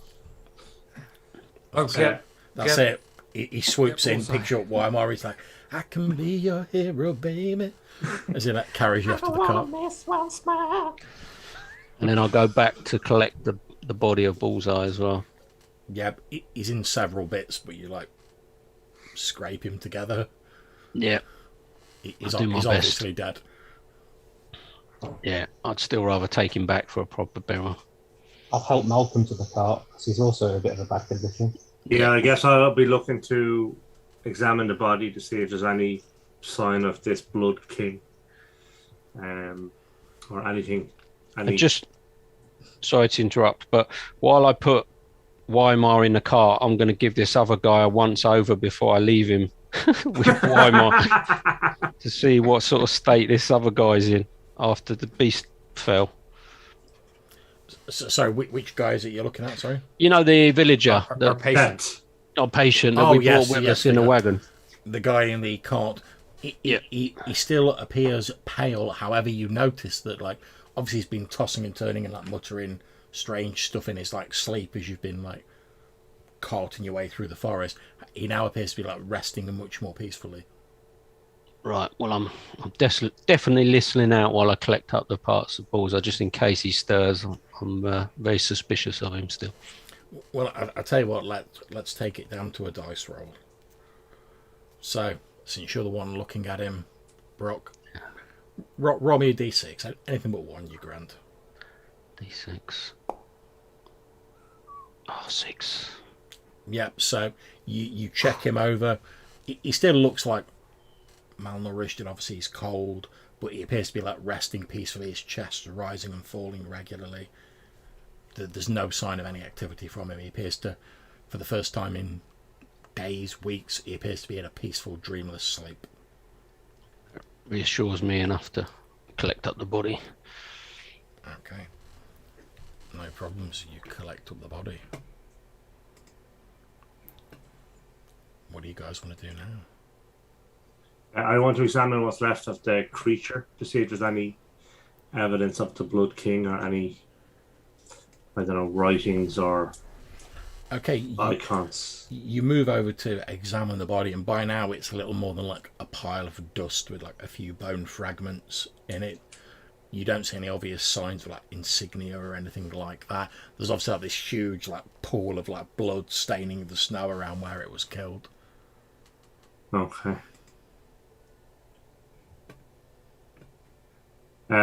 Suggest we head back to New Zealand for some rest and recuperation. I say as I collapse on the ground. Seconded.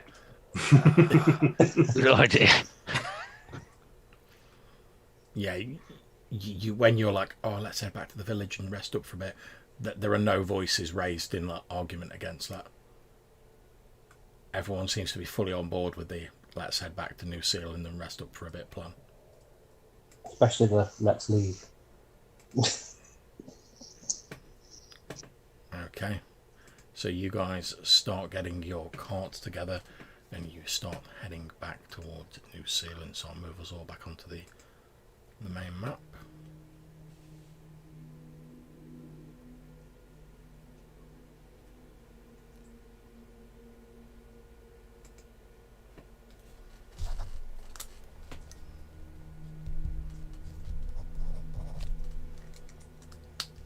Okay, so it's a day's travel back towards New Zealand.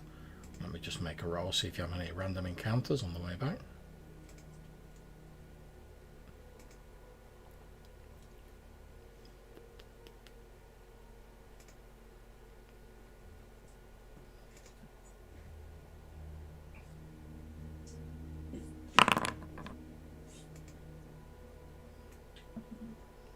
Okay, so you're travelling back towards New Zealand when all of a sudden you hear a from the cart. There is a jolt and it dips down on one side.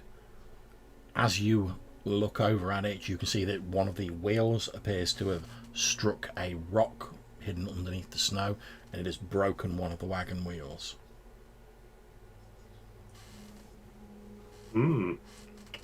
Now, a wagon can still move, as long as it's only got one wheel broken, it can still move, but it sort of reduces the speed, basically, to like half speed. Which basically all that means is there'll be like another random encounter roll before you get back. So obviously you're having to move more slowly and you're having to pick your route more carefully. We put all the weight into the good corner as much as possible to try and, aid it. Very sensible. Take the weight away from that corner as well. And indeed that does seem to help.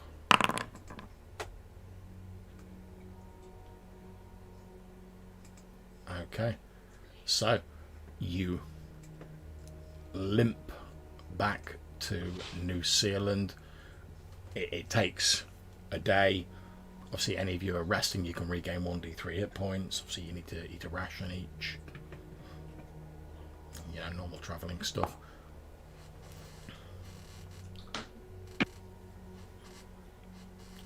But you do make it back to New Zealand. Obviously, when you sort of rolling, your wagon's like limping along. You've probably like patched the wheel up temporarily, but it needs some repairs. That'll cost you a few gold pieces. So if you want to just cross them off, you can easily get that repaired. That's fine. Yeah. Can we actually buy a spare set of wheels and the equipment to change? Yeah, that's fine. So 3 gold pieces for like fixing your first wheel, and then we'll say 10 gold pieces, and you've got like a full set of like spare wheels basically, and Cool. stuff to go with And it. like the hammer and nails, whatever. Yeah, else yeah. we All, want to- all, all of the kits like thrown in. That's not a problem. The villagers obviously seen the state you're in, like come out and like help you into the village, and like a couple of the guards help sort of like drag the wagon the rest of the way, because they can see you're in a bad way as you head into the village. As like obviously the word quickly goes around that, like, you know, you're back, etc., and you know, you're in a bad way. You see Sally comes running out towards you, and she's like, "Oh, what happened? Is everything all right?" And she looks quite panicked. Obviously, like most of you are like covered in blood and bits of wolf and wounds. And I'll try and aid. I've forgotten his name. What was his name? Sorry. Set. Set. I'll try and aid him off the wagon and sort of assist him back to Sally to meet up. He's in a deep sleep, but between the two of you, you're able to like get him back to the hut and get him settled. And you notice as you're getting him settled, like just only very faintly, but just a little bit of like the colours sort of like come back to his cheeks. And Sally is like thanking you profusely as you help her, Brock, saying like, oh, he's already looking like better than he's done in ages, and she doesn't know how she can thank you. Yeah, I just mentioned that we killed the foul creature that put some curse on him, and he seems to be sleeping much more restfully now. So hopefully, he'll make a recovery after some time. Again, she just words tumbling out of her. She just carries on thanking you, and she obviously like goes straight to the bedside of Seth as you like lay him down on this straw mattress. And with that, I must help my friends. Oh, yes, of course. Back to the group. Okay, no problems. You head back to the group. You're all reconvened in the in New Zealand. What do you want to do? I'm going to organise the burial of Bullseye in our little graveyard or whatever we've got. On the outskirts of town or just outside of town or whatever. No problem. You lay him to rest respectfully. And I'll make sure there's a weapon like in his hand, on his body, as the Ice Walker tradition. So Yeah, he can have his shield and hand axe and bow all in the grave. yep, so make sure he's got weapons in hand for the difficult journey ahead. Indeed. Does anyone say anything particularly at the ceremony? Obviously, you don't have to.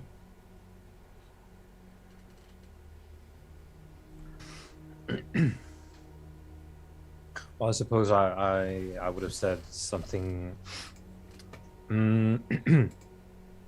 Well, we don't really have, because our Leanderite priests keep dying. We Indeed. don't have anyone sort of trained in this sort of thing. Well, I would have said, though he was working for coin, that's something we all aspire to here. Prosperity in our own way. And I do feel like every time we put one of our ostensibly friends into the ground, we're way past the point that we could alter our course. This is it. We've staked our ground here with the bodies of our friends, and at least I will own that, and I'll carry that forward to all the negotiating tables, all the towers we decide to build, for what it's worth, anyway. And I think as Weimar says that, and you've sort of like wrapped up the body so it's not like bits of it falling out, and you lay that to rest in the sort of growing henchman graveyard of New Zealand. I think that's where the sort of slightly more somber than normal, like, end music starts to play, and we slowly fade to black there. And that is the end of the session. Thank you very much for playing, guys. I hope you all enjoyed it. Okay, great. Good, Cool. thanks. And obviously we'll sort out XP and whatnot now, but for now, again, it just remains for me to thank my wonderful players, and for anyone who's watching this, I'm going to end the stream now. Hopefully we'll catch you in the next session.